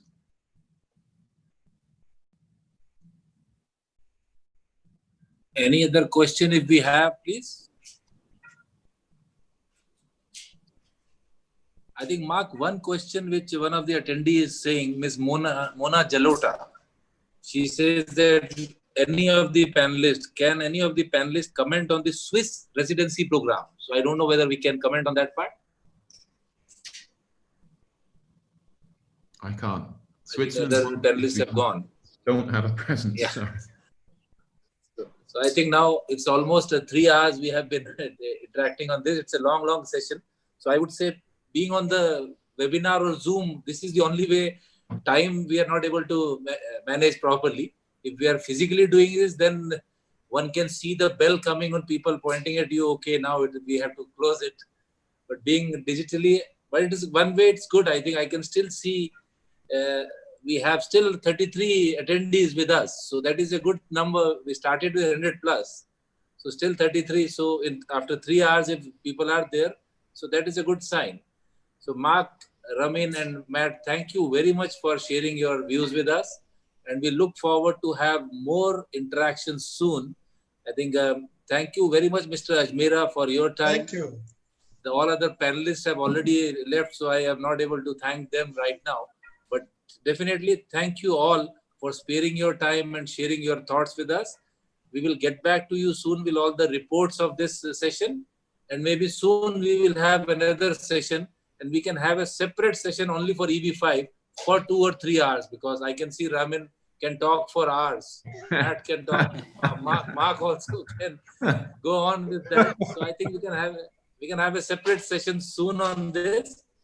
And once again, thank you very much on behalf of PhD Chamber of Commerce and Industry. I thank you all, the panelists and the attendees, for sparing your time and being with us. Thank you very much and namaskar. Thank you, Navinji. Thank you very much. Thank you all. Navin. Thank you so much for all the Thank efforts. you all. Really Thank you all. appreciate Thank you. Thanks, Bye-bye. everyone. it. Cheers. Bye. Bye bye. Thank you.